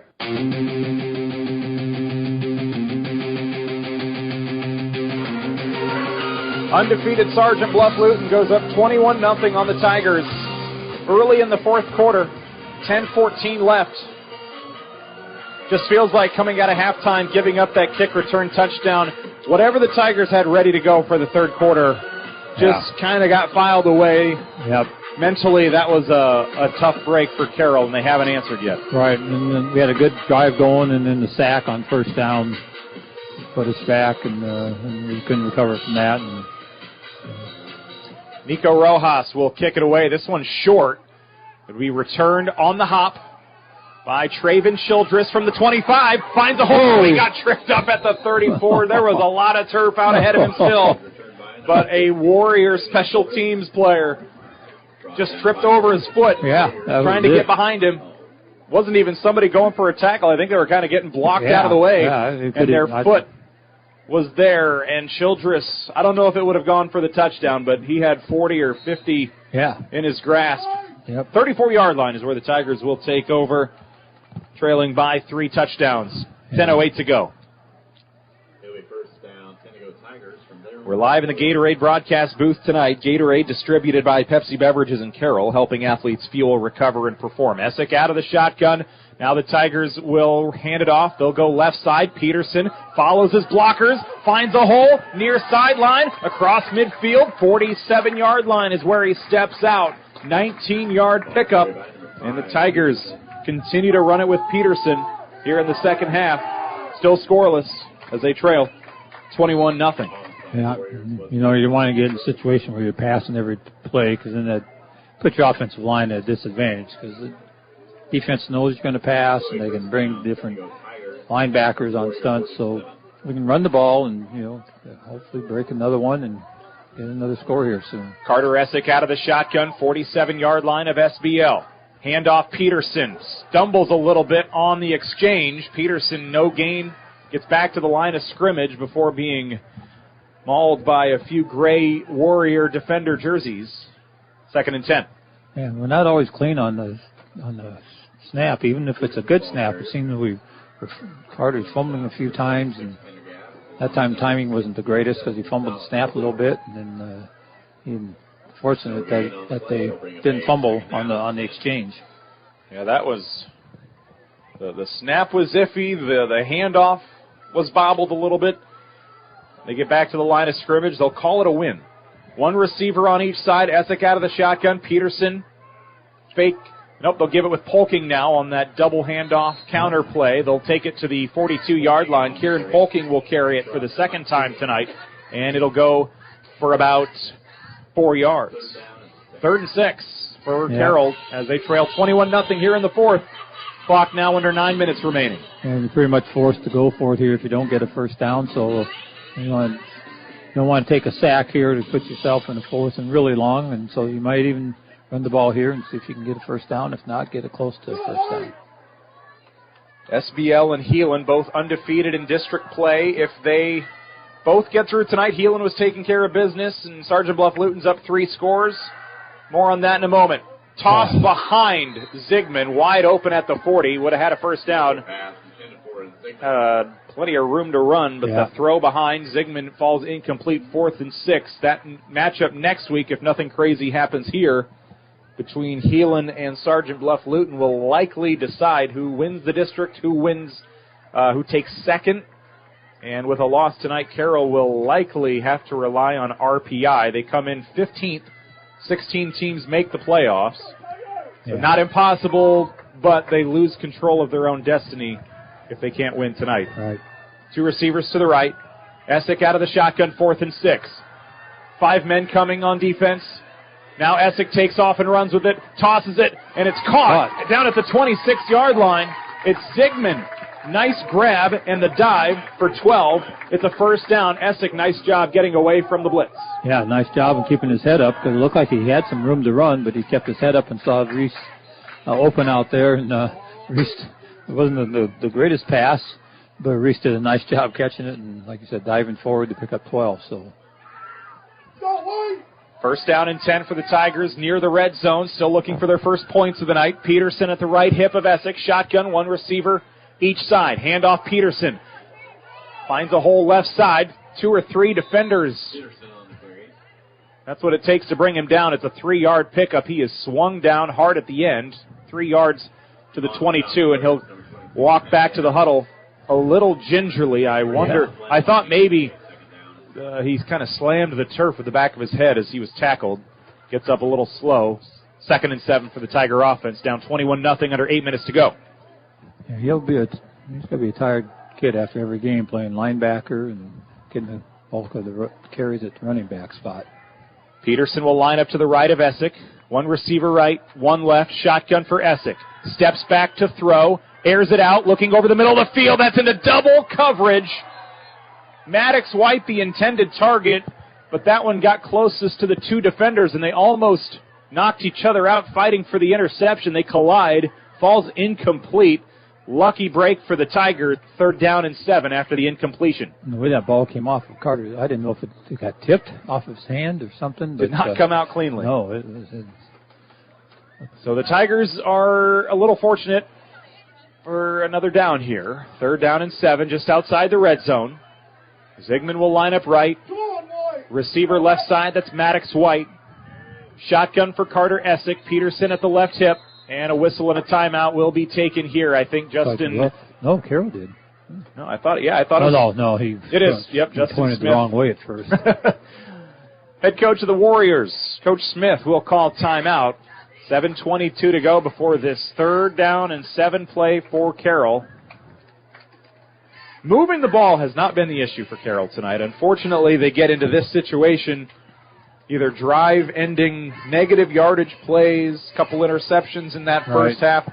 They just haven't been able to put full drives together. The first 75% of a drive, they've had pretty good luck tonight. This is where they get into trouble. And the games that I've been able to follow or watch online, it seems to be happening a lot. That they move the ball between the 20s and then they get down inside the 20 or close to the 20, and they just have a hard time putting the ball in the end zone. So. Again, we're obviously in 4-down territory. It'd be interesting to see if we might run the play here and see if we catch them in a pass defense type of look and get a big play running the ball, or if we're going to try to throw it here.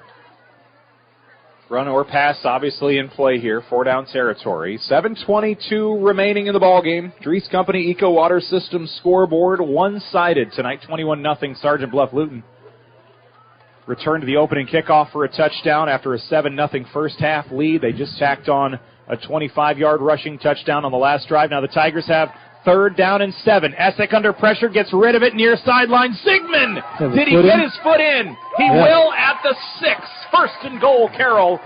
14 yards. Yeah, nice job by Reese getting a nice throw by Carter. A little pressure coming, but he stepped up in the pocket and threw where only Reese could catch it. And Reese did a nice job. I probably only had 1 foot in, but that's all you need in high school. 1st down and goal for Carroll. Now they'll break huddle at 22 on the play clock. Obviously, down 3 touchdowns. Clock not their friend. 7:12 to go.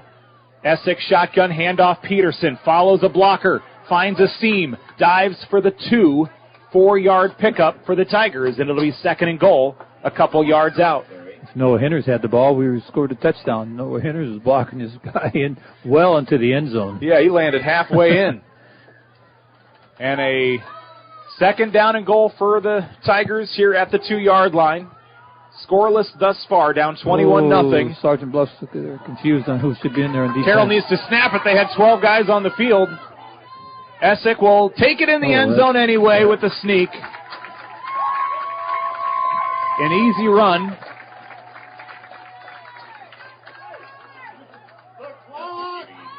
Although, did he not get there? I never saw the officials mark him. They're going to say he was down inside the 1. Oh, I thought from up here. Yeah, I thought he was still running. It's hard to see from here. It's yeah, a long way or first half.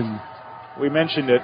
This is a spot on the field that we do not have a great vantage point on it. Essick will line up. White gets set.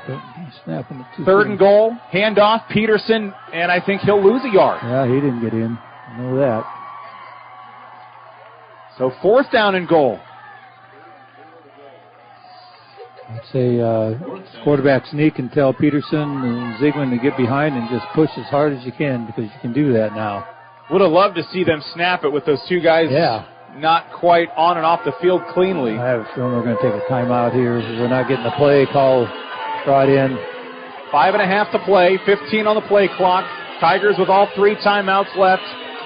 Obviously, you're going to need timeouts down the stretch. You'd hate to have to burn one here, but you need the touchdown. Essick under center, 2 running backs behind him. Handoff, Ziegman up the middle, waiting on the call. No call yet. Sergeant Bluff Luton will say he didn't get in. Peterson stood up at the goal line. And that's tough for the Tigers. Wow.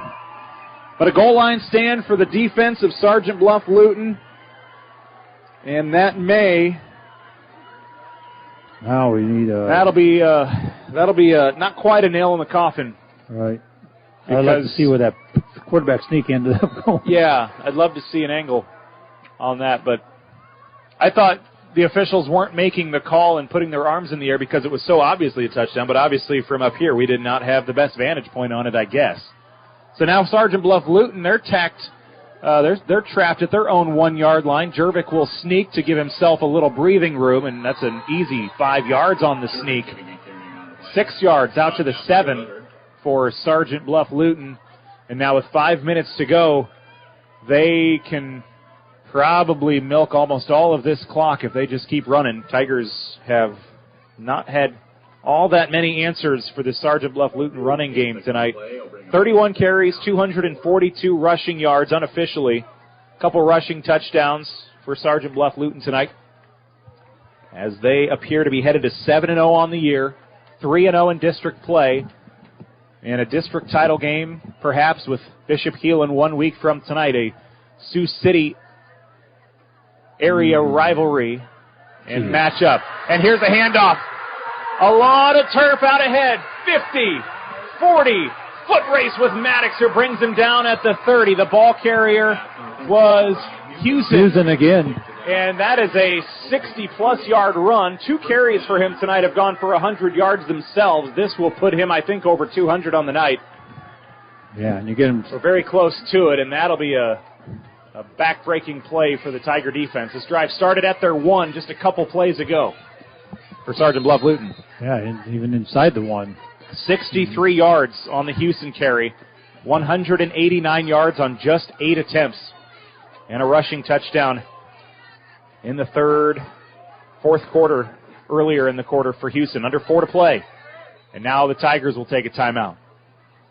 They'll burn their first.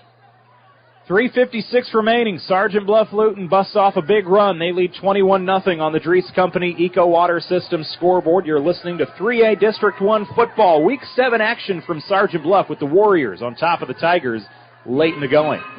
When you need a quick meal or one on the go, your Carroll Pizza Ranch has great deals for carry-out and delivery. Order online and get 8 pizzas of Country's Best Chicken with potato wedges for only $20.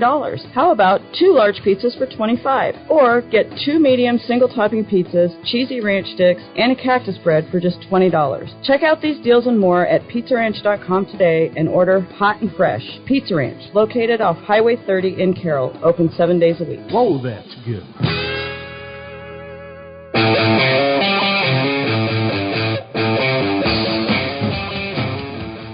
Sergeant Bluff-Luton with a 21-0 lead. They get a goal line stand from Carroll, looking for their first touchdown of the night. They stuffed the Tigers multiple times at the goal line. They took over at their own 1. They snuck it with their quarterback, picked up about 6. Ryan Hewson then ran it for 63 yards. That gets them to the 31. Now Carroll takes that timeout. Sergeant Bluff-Luton up 21-0, and they'll snap it here with under 4 minutes to go. Jervik under center. Houston in motion. He's been the offensive superstar tonight for the Warriors. Tackle in the backfield on the carry for Ellington. Yep. Maybe back to the line of scrimmage. No gain, 2nd and 10.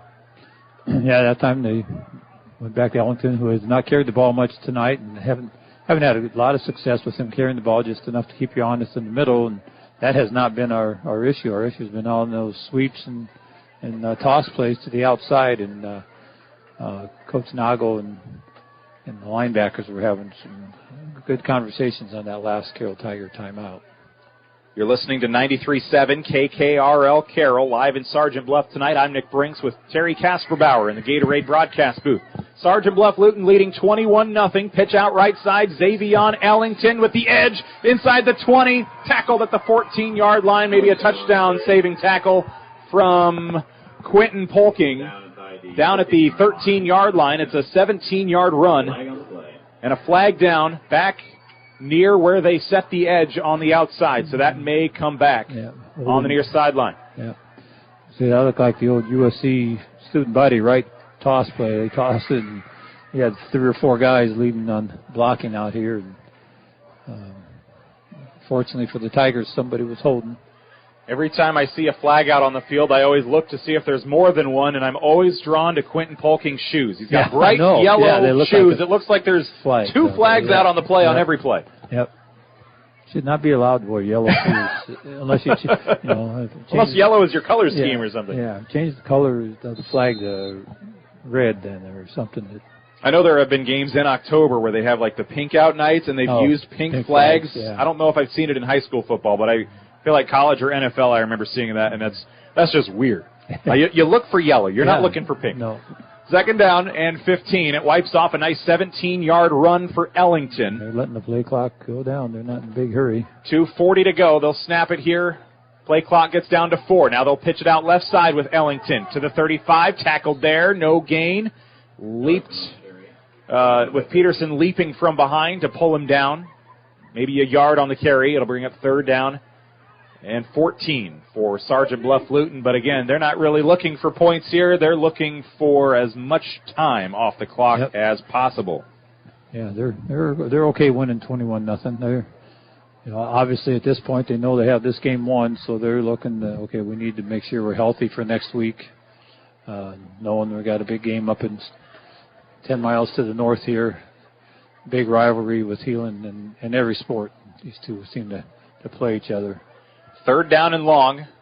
They give it to Houston, left side. He has had a lot of running room tonight, nearing 200 yards, and not even to 10 carries yet. Picks up 2. 4th down and 13 for Sergeant Bluff-Luton. Under 100 seconds to go. Bishop Heelan rolling over Boyd and Hull Rock Valley tonight, 37-6 in the 3rd quarter at last check. Bishop Heelan 5-1 on the year. They'll be 6-1. Sergeant Bluff-Luton will move to 7-0. That'll be a district title game for all intents and purposes next week. Sergeant Bluff Luton will wrap up with Sioux Center in Week 9. And for Carroll, they get Sioux Center next week and then Boyden Hull, Rock Valley. The schedule shaped up nicely for them if they could come in here and kind of upset the undefeated team. You would have controlled your own destiny with a couple one-win teams the next 2 weeks. Unfortunately, Carroll, in that first quarter, drive the length of the field, turn it over, and then give up a football field-length drive from Sergeant Bluff Luton. And that just kind of set the tone tonight. Yeah. Sergeant Bluff Luton took the turnover, turned it into a touchdown, held on to that 7-0 lead at the half. Carroll probably went into halftime thinking, we played well enough at times to either be leading or tied. Right. To only be down 7-0. Okay, we'll take it. But then the kick return to start the third quarter, and it felt like all of the air in the room for Carroll just kind of evaporated. Yeah. With a timeout taken here by the Warriors. They'll have one remaining, 1:05 to go. Yeah, and Sergeant Bluff Luton's only had the ball twice this half. And my understanding in talking to the coaches beforehand, they needed, if they lost, needed to stay within 17 points. So not scoring down there, assuming the score remains the same. If we had scored at a 21-7, obviously that's a 14-point game. Even I know that. So they would have been under that 17 point, and that's what the coaches felt like they had to keep it under 17 to have a chance as an at-large team, assuming they win the last two games. So Sergeant Bluff Luton, Hardy in motion. They'll toss. Under pressure, Jervik, there's a hold. He'll throw it. It'll be caught inside the 20. Edric Heisterkamp, more flags down, 2 where the tackle was made. Heisterkamp tackles the receiver. I believe that was Tate Lofswald, the senior, hauling in his first catch of the night. Clock will stop at 56 seconds. We're either going to have offsetting penalties or 2 penalties against the Warriors. We know we got holding back here. I don't know if we had a... And I wonder if there was a hold downfield as well on Sergeant Bluff Luton. They're moving backwards. So First 2 holds. Yep. You got to decline one. You can't take 30 yards on that, or 20. Yeah, I was hoping it wasn't a face mask or something on us to offset, but at the very least it was going to come back to the line of scrimmage. So now we got 4th and very long. So that will wipe off the completion for Sergeant Bluff Luton. Would have been their first and only completion for positive yardage tonight. They had one -7-yard completion in the first half that Tate and Peterson blew up in the backfield. So now 4th down and over 20 to go. Looks like 22. And they will keep the offense out there. If they hadn't held, we probably would have sacked the quarterback there if they hadn't held him. And they'll try to run with it. They'll hand it off to Husen, and he'll get to the 35-yard line. Carroll will take over on downs. 8-yard pickup. Probably Sergeant Bluff Luton's last play on offense tonight. We do have a chance then to get that score. If we can put one in the last minute here somehow, we get that score under a 17-point deficit. So again, Carroll came in ranked 15th in Class 3A. And I know at one point, if there were 3-way ties, all 3 teams were guaranteed playoff bids, but I feel like I remember them saying that changed. But I don't remember, because I know there were situations where you might be 18th, but you were in a tie for a district, so you got the tiebreaker. Adam Malik will get a carry here to the 40-yard line. Talon Crandall in at quarterback. Tigers will bring in some fresh bodies here for this final drive. Sergeant Bluff's doing the same. Clock will stop as he got out of bed. Nope, did not stop. I don't know why they stopped the clock then. Now it's going again.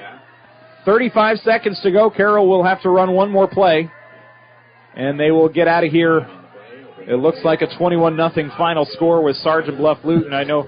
And I think they've got about 13 guys on the field. Yeah. They're going to hold the flag, though. Handoff late in the going. They were subbing in and out, and there was a guy that hadn't quite gotten to the sideline. If everybody wasn't in get-out-of-here mode, would have been a 12-men-on-defense flag. Yeah. Didn't call it. So the final 3 seconds will tick away, and it's a 21-0 final score. Sergeant Bluff Luton gets the home win. They remain undefeated. Carroll falls to 4-3 and 1-2 in 3A District 1. And next week, Carroll is back home. They'll host Sioux Center on KCIM, and then week 9 at Boyden Hull Rock Valley. Coming up next, it's our Mackey Motors postgame show. Together, let's drive at Mackey Motors in Lake City and online at MackeyMotors.com. Live from Sergeant Bluff tonight on 93.7 KKRL. I'm Nick Brinks with Terry Kasperbauer in the Gatorade broadcast booth. Tigers fall on the road, 21-0, Sergeant Bluff Luton. Since 1968, Mackey Motors has been serving Lake City and the surrounding communities with new and certified pre-owned vehicles. Mackey Motors is a full-service dealership providing oil changes in our Quick Lube Express bays, a service department with world-class trained technicians, a body shop and collision center with the latest equipment, a full vehicle detailing department, or come talk with one of our highly knowledgeable sales staff. Recipient of the GM Mark of Excellence Award for 15 years running. Together, let's drive at Mackey Motors in Lake City, MackeyMotors.com. Smithfield Foods is an American-based food company committed to producing high-quality, wholesome, and affordable food. They want you to join their team in Carroll. They are hiring general production individuals, and the starting pay is amazing at $19.55 per hour. You'll also get a generous benefits package. You'll get paid holidays, paid time off, medical, vision, dental insurance, and more. Visit smithfieldfoods.com/Carroll to apply online. Smithfield Foods, equal opportunity employer, including disability and veterans. At Collins Aerospace, we believe in investing in our employees' future. That's why we are proud to offer our Employee Scholar Program. Whether you want to pursue a professional certificate or a degree related to the industry, we offer full tuition reimbursement and even paid study time. Our Employee Scholar Program is the perfect tool to help achieve the future you've been dreaming of. At Collins, we don't just want to offer you a job, we want to offer you a career and a future in aerospace. For details on the Collins Aerospace Employee Scholar Program, visit us at careers.rtx.com. For over 50 years, Pringer Slumberland has been your trusted destination for all things furniture and flooring. Hi, it's Matt Pringer, third generation in our family-owned business. We understand the importance of creating spaces where memories are made and cherished. Our commitment to quality craftsmanship, personalized service, and unbeatable value has made us a staple in the community. Pringer Slumberland is more than just a furniture store. We're part of your community. And when you shop with us, you're not just furnishing your home, you're investing in the livelihood of your neighbors. Pringer Slumberland, Highway 30 West in Carroll. Looking to boost your brand? Top Loft makes it easy with custom online stores for businesses, sports teams, and organizations. Enhance your brand's visibility with a tailor-made store showcasing your logo, colors, and designs. Enjoy endless customization options. Choose styles, colors, and add your unique touch to every product. Plus, their streamlined ordering system ensures a smooth experience for you and your customers. Elevate your brand with Top Loft in downtown Carroll or visit toploftclothing.com and start building your online store today. Financial planning can be easy to avoid, but in these uncertain times, it should be your top priority. Now is the time to put Silverleaf Wealth Management on your team. Whether you want to plan for retirement, better manage your investment assets, or fund your kids' education, Silverleaf Wealth Management can help you discover, design, and implement a plan for pursuing your goals. Visit us online or schedule a consultation with me, Ann Slechta, today by calling or texting us at 712-775-2251. This is Silverleaf Wealth Management of Carroll, Iowa.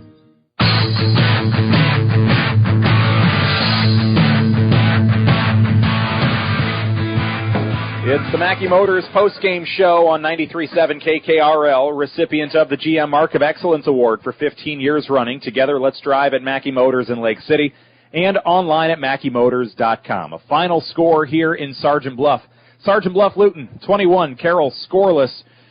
And late in the fourth quarter, they got to the one. They were stuffed a few times. They could not get on the board. So, again, a 21-0 loss for the Tigers. They fall to 4-3, and they will host Sioux Center 1 week from tonight on KCIM. We'll name our Motor Inn player of the game here in just a little bit.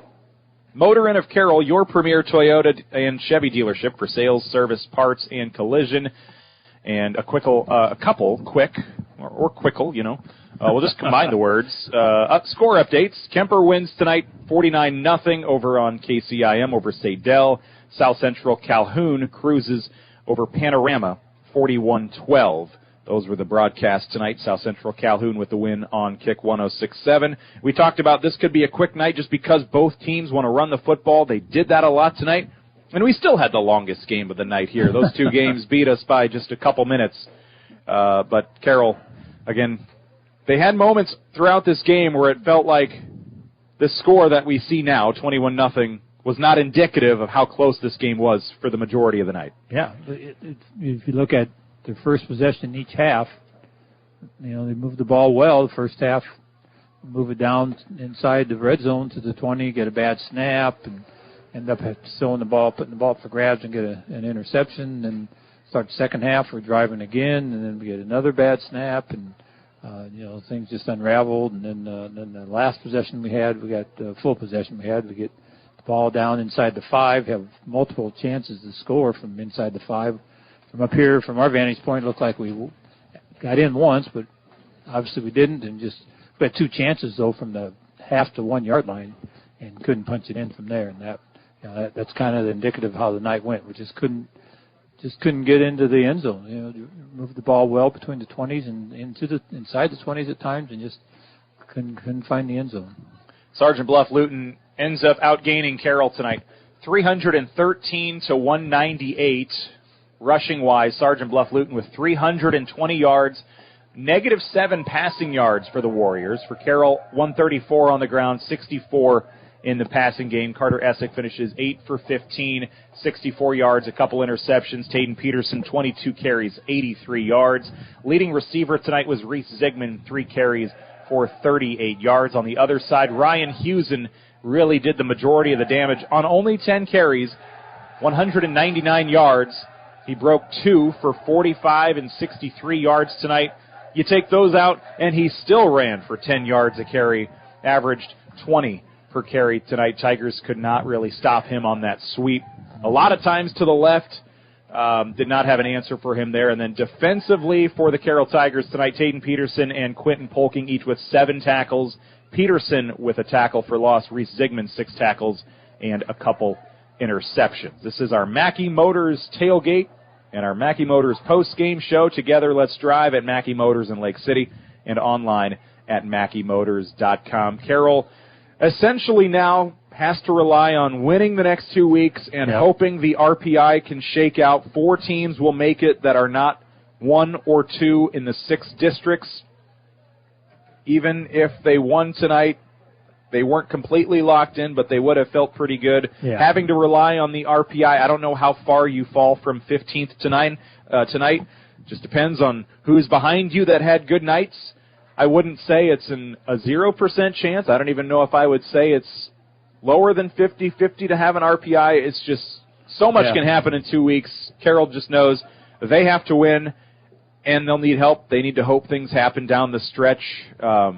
If they get to 6-3 overall with a couple wins the next 2 weeks, I don't know, maybe go up. Maybe 50-50. Who knows? Well, and the nice thing about it is they got teams who are winning also that they've either beaten or lost to. So that all goes. They have the formula that goes into the RPI thing. So so the big thing though is you got to win the next 2 weeks, and if you don't win that, then you don't have to worry about what everybody else is doing. But you take care of business the next 2 weeks, then you just wherever the chips fall, then you see if you get in or not.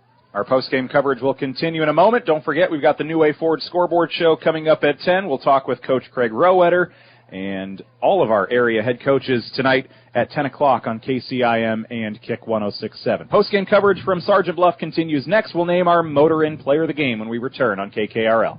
Hello, this is Dr. Michael Dirks, orthopedic surgeon with St. Anthony's. I'm excited to have joined the team here at St. Anthony's, your local sports injury experts. We perform knee arthroscopy with ACL reconstruction and meniscus repair, as well as shoulder arthroscopy with rotator cuff and labral repair. If you're suffering from hip, knee, or shoulder pain, give us a call so we can get you back to the playing field or back to the activities that you love doing. St. Anthony Orthopedics, located on the St. Anthony campus. St. Anthony Regional Hospital. Always look to the cross. Always St. Anthony. Hi, this is J.R. Mayhall, insurance agent and realtor with Gredeman & Associates. We're excited to announce Eric Bass and Nate Gredeman have joined our team. Eric has numerous years of experience in both insurance and real estate, and we're excited that Nate has moved back and brought his wealth of knowledge of commercial real estate to our team, and he also has his insurance license. It's a very challenging time in both real estate and insurance, and we are here to help you. Gredeman & Associates, Highway 30 here in Carroll.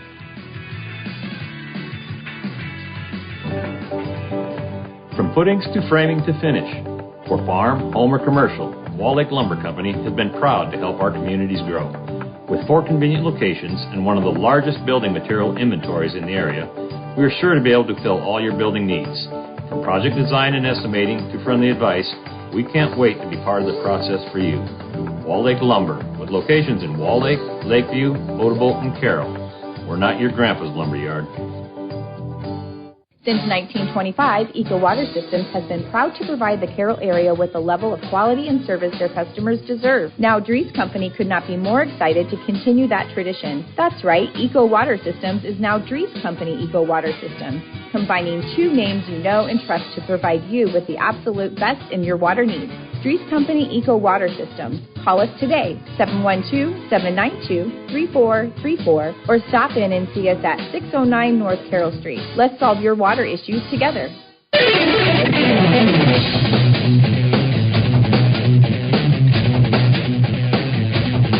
Back at the Gatorade broadcast booth in Sergeant Bluff, a 21-0 loss for Carroll tonight at Sergeant Bluff Luton. On our Dries Company Eco Water System scoreboard, we continue our post-game coverage, and time to name our Motor Inn player of the game. Motor Inn of Carroll, your premier Toyota and Chevy dealership for sales, service, parts, and collision.